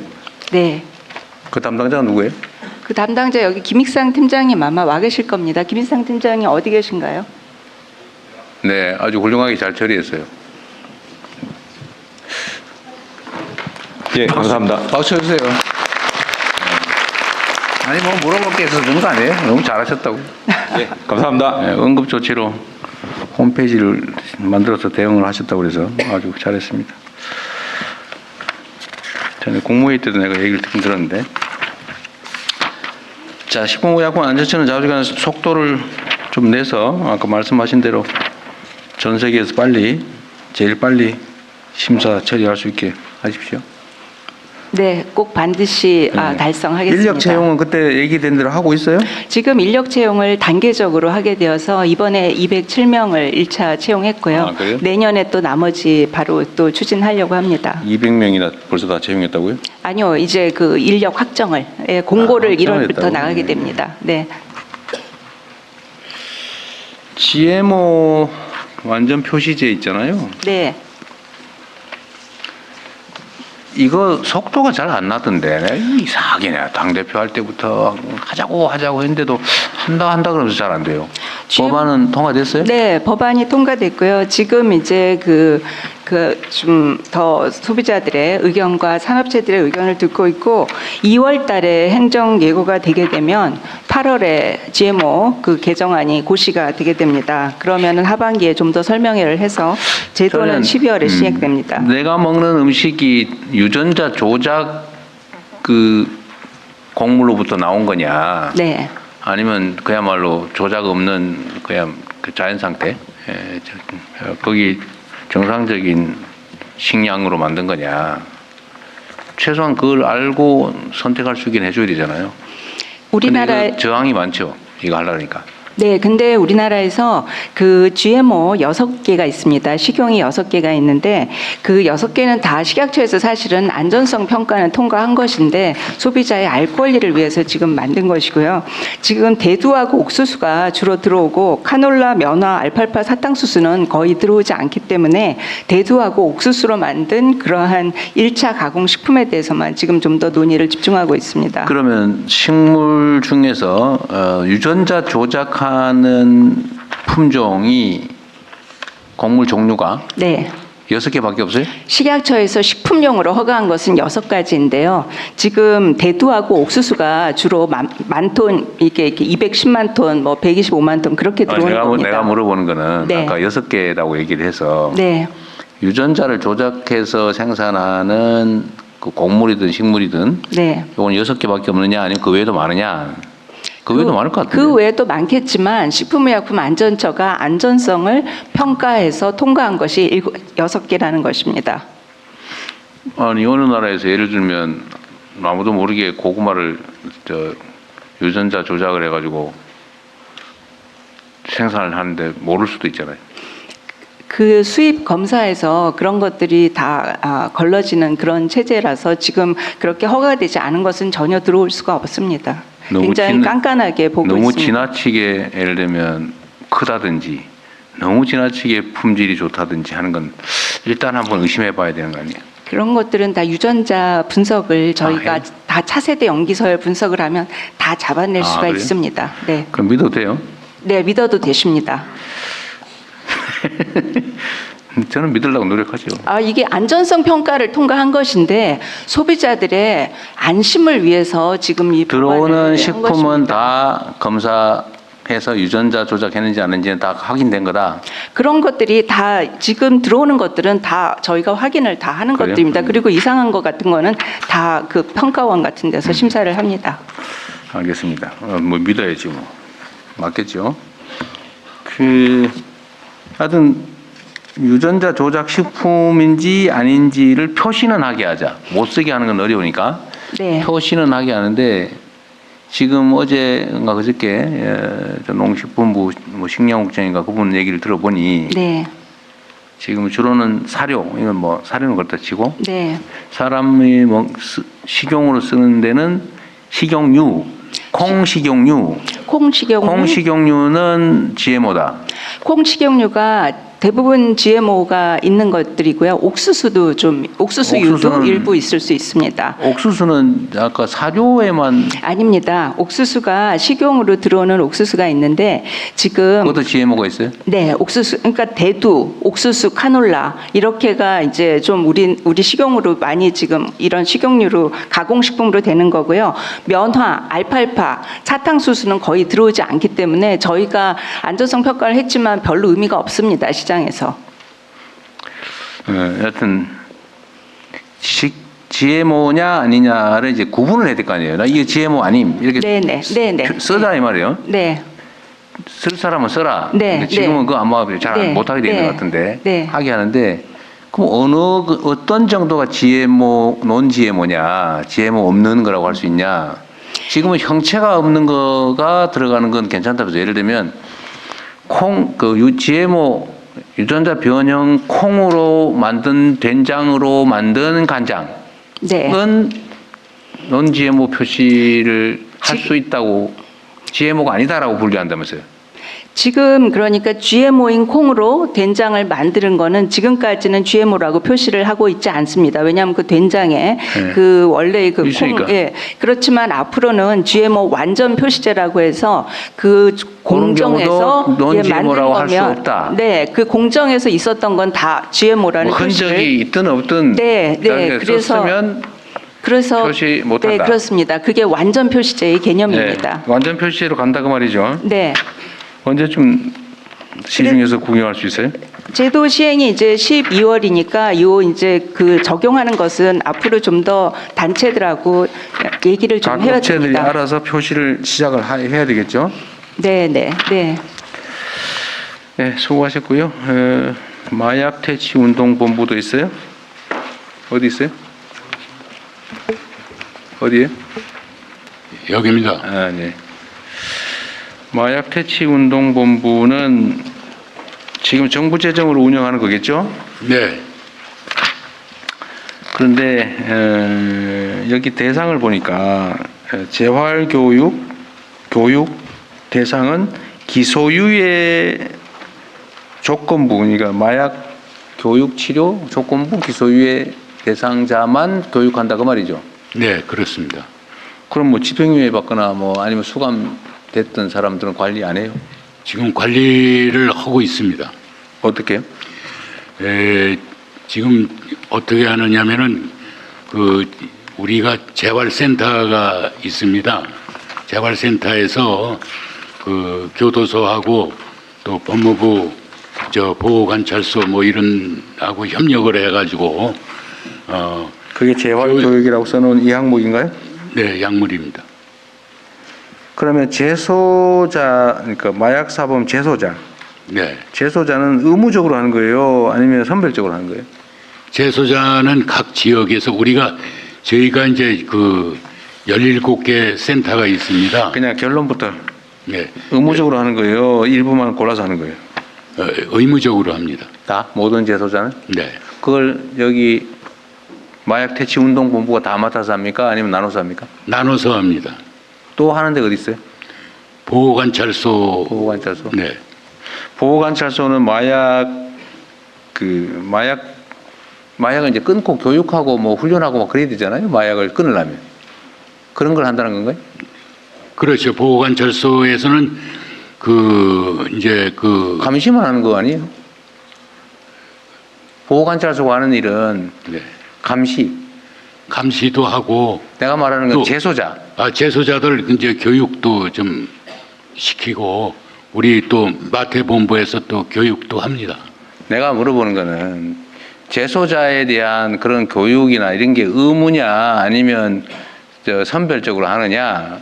한다면 그거를 이 기관 혼자서 하느냐 다른 데하고 같이 하느냐 나눠서 하느냐 그거 묻잖아요. 네, 같이도 하고. 이게 뭔 말이에요?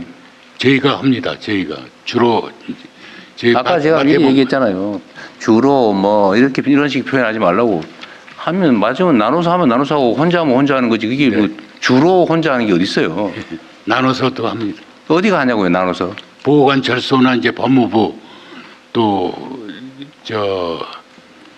우리 센터 이렇게 해가지고 나눠서 합니다. 재소자들을? 네. 근데 보호관찰소는 출소한 사람을 대상으로 관리하는 기관 아닌가요? 근데 무슨 지금 수감 중인 마약 사범을 보호관찰소가 관리를 합니까? 저희가 보호관찰소는 이제 주로 이제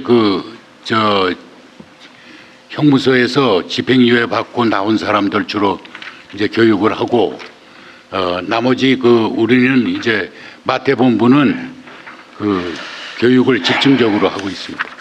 원장님, 제 담당 국장이 보충 설명 드려도 되겠습니까? 여기 있습니다. 정확하게 그냥 주로 이런 소리 하지 말고요. 교정시설에 있는 재소자들에 대해서는 저희가 교도소랑 협의를 해서 찾아가는 상담 서비스를 하고요. 그리고 퇴소 한 달 전에 재활 서비스를 받고자 하는 희망하는 사람들한테 저희가 운영하고 있는 함께 한걸음센터 연계해서 케어 서비스를 받고 있는 실정입니다. 그러니까 지금 내가 궁금했던 게 그 점인데 지금 마약 사범들이 지금 엄청나게 폭증을 해가지고 골치가 아플 정도라고 법무부에서 그러길래 과연 여기에 대해서 마약 사범들에 대한 재활치료는 재소자에 대해서 하고 있나 안 하고 있나 내가 궁금해서 물어본 거예요. 재소자에 대해서 법무부랑 상의해서 하고 있고요. 그게 전원에 대해서 하는 게 의무적으로 하는 게 아니고 선별적으로 하고 그것도 본인이 원하는 경우에 그렇습니다. 하고 있는 것 같아 말하는 거 들어보니까. 맞습니다. 교도소마다 희망하는 데가 있고 그걸 어디서 하고 있어요? 저희가 8개 권역을 나눠서 그 권역별 지방 교도소 그리고 그 권역을 케어하는 저희 함께 한걸음 센터가 같이 하고 있습니다. 함께 한걸음 센터라고 지역 거점 재활 사회재활 서비스 센터입니다. 마약 퇴치 운동 부분은 지금 재소자에 대해서 하는 거예요, 안 하는 거예요? 거기에 파견하는 강사들, 인력 관리 그리고 강사들 보내주는 그런 행정적 지원 업무를 하고 지원 업무를 하는 거고. 그렇습니다. 네. 그러면 집행유예로 출소한 사람들에 대해서는 보호관찰소는 관찰 업무를 하는 건데 이번에 기소유예된 사람은 몇 시간 동안 해라고 의무적으로 돼 있으니까 할 거고 그걸 여기서 맡아 한다는 얘기 같고. 그렇습니다. 집행유예로 석방된 사람들은 그럼 방치돼 있는 거예요? 아닙니다. 선도조건부로 걸리면 6개월 동안 저희가 제공하는 재활교육을 의무적으로 받아야 되는데 집행유예 선고자들도? 그렇습니다. 왜냐하면 기소유예를 조건부로 걸을 때는 기소유예하고 집행유예를 구별을 못 하시는데 집행유예 중에 집행유예는 해당 안 됩니다. 기소유예만 해당됩니다. 그러니까 기소유예는 내가 써놨으니까 이런 거 봤고요. 네. 집행유예의 경우는 석방되면 방치되는 거예요? 아닙니다. 선도조건부 기소유예를 걸리면 제가 잘못 기소유예하고 집행유예를 지금 구별을 못 하잖아요. 집행유예는 법원이 판결로 선고하는 거고 기소유예는 검찰이 풀어주는 거예요. 네. 제가 착각해서 수강명령하고 착각을 했는데요. 법원에서도 선고 후에 수강명령을 내리는 경우가 있습니다. 그런 때는 경우만 하고. 네, 이런 때도 저희 재활교육을 받을 수 있습니다. 어쨌든 마약 사범에 대한 재활치료 문제는 좀 복지부 차원에서 법무부하고 협의를 해서라도 좀 강화를 해야 될 것 같아요. 갔다가 이게 감옥 갔다 나오면 다 다시 한다는 거 아닙니까? 네, 저희도 그 국립정신병원에서 또 마약에 특화돼서 치료도 하고 있는데요. 법무부하고 협의하고 또 식약처하고 협의해서 범부처 대응 방안을 마련해 보겠습니다. 그거는 법무부하고 상의를 좀 해서 별도로 좀 저한테도 보고를 한번 해주면 좋겠습니다. 네, 그 다음에 마약류 중독 24시 전화 상담 서비스 강화? 이런 걸 한다고 말이죠.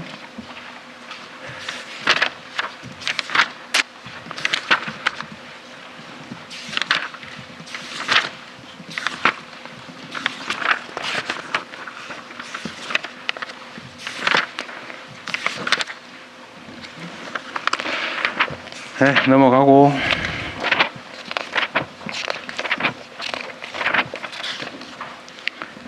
식품안전관리 인증원. 네, 한상배 원장입니다. 여기 이게 내가 뭘 몰라서 그런데 HACCP를 해썹이라고 읽어요? 네, 그렇습니다. 해썹이라고 써놓고 HACCP도 있고 막 왔다 갔다 해가지고 내가 다른 건가 같은 건가. 이게 원래 뭔 뜻입니까? 이게 이제 해썹이라는 것이 식품을 제조 강화함에 있어서 이제 그 유해 물질들이 발생할 수 있거든요. 네. 이런 것들을 과정에서 이제 중점 관리 이쪽입니다. 오른쪽 왼쪽에 있어요. 이쪽 그러면 이쪽인지 뭘? 네. 그 부분에 대해서는 유해 물질을 제거하거나 또는 그 감소시키거나 이런 제도가 이제 해썹 제도라고 볼 수 있습니다.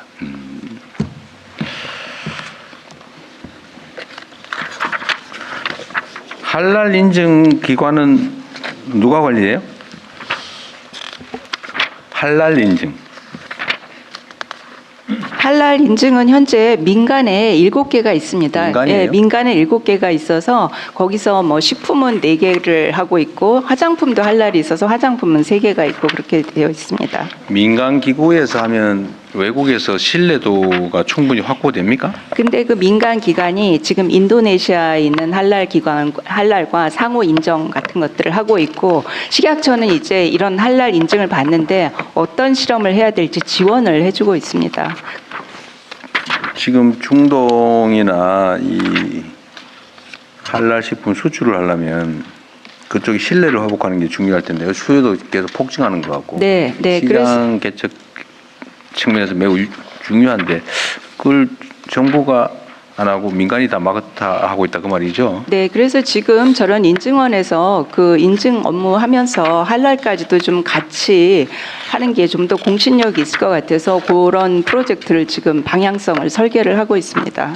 공적인 할랄 인증에 대한 공적인 그다음 보증이랄까? 뭐 그런 것들을 좀 해야 해외의 신뢰도가 좀 높아지지 않을까요?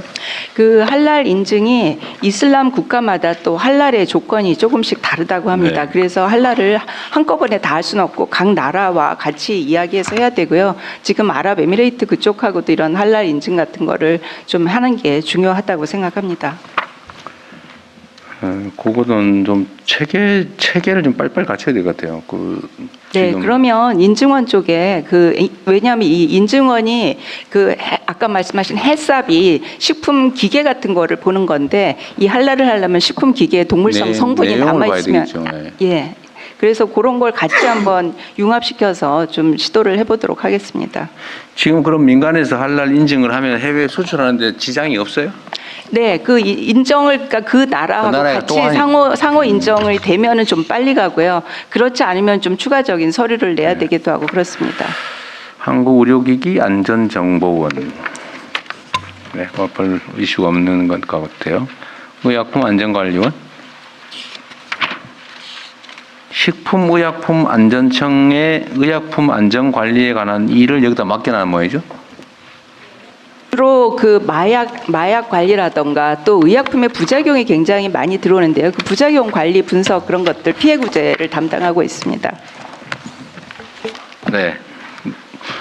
나 이거 얘기하려고 준비했는데 말을 못하면 안 되겠다 싶은 분 있으면 하세요. 없어요? 나중에 뒤에 가서 또 딴 얘기 하지 말고. 뭐 의견 낼 거 없어요? 대통령님, 네. 예, 식품안전, 먼저 하세요. 예, 식품안전정보원장입니다. 네.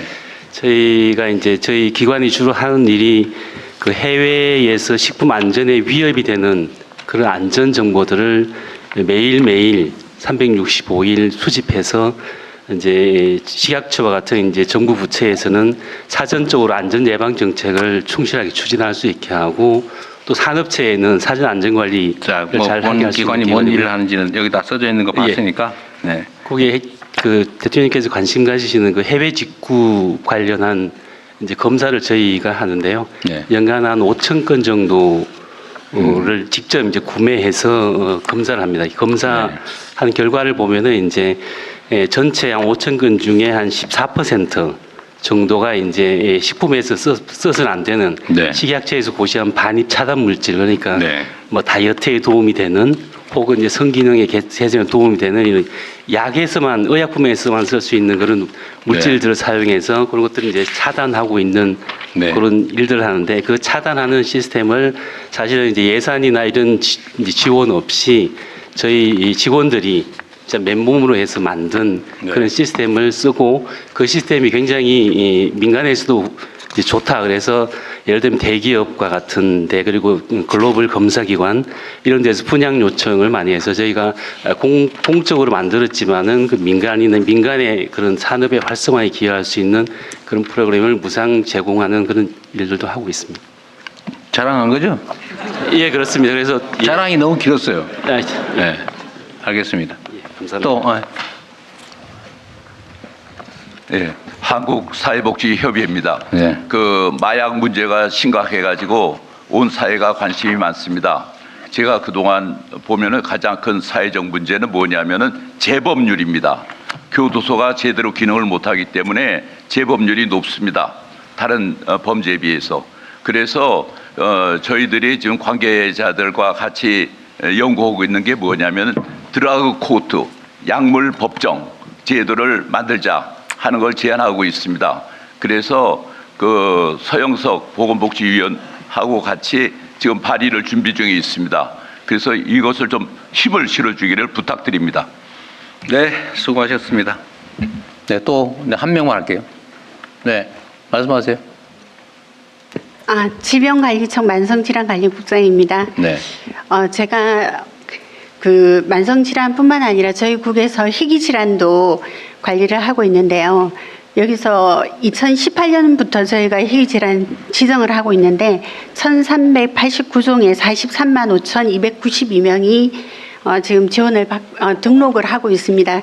근데 의료비 지원 대상은 이 중에 4.3%에 불과합니다. 그래서 기준 완화라든지 특히 부양 의무자 기준 완화 정책 이런 것들을 저희가 하고 있고 또 특히 진단 검사와 관련해서는 올해 4개월분 지원을 했습니다. 내년에 5개월분 예상인데 이걸 확대를 하려고 하면 예산 증액이 좀 필요합니다. 저희가 추계한 거로는 한 14억에서 15억 정도 필요할 것 같은데 2,700명을 지원을 하게 되면 진단검사를 빨리 해서 조기에 진료를 받고 또 회복을 할 수 있습니다. 대통령님께서 특히 희귀난치성 질환과 관련해서 지원을 많이 관심을 갖고 해주셔서 저희가 최근에도 당원병 한우회에 정책 개선으로 3시간마다 깨시던 분들이 이제 풀잠을 주무시게 됐다고 하는데 앞으로도 좀 이런 분야의 지원을 좀 많이 부탁드리겠습니다. 감사합니다. 네. 하여튼 뭐 좋은 제안이신데 국가 재정이라고 하는 게 무한대로 있으면 뭐 필요한 모든 것들을 하겠지만 하여튼 어디에 가장 급하고 중요하냐 이 판단을 해야 돼서 참 어려운 부분이네요. 제가 희귀 질환자들 보니까 한 명의 1년 지원 치료비액이 뭐 6천만 원, 뭐 1억 뭐 이런 희귀 질병도 있더라고요. 하여튼 그런 문제들이 좀 있어 보여요. 자, 긴 시간 수고하셨습니다. 네, 박수로 마치겠습니다.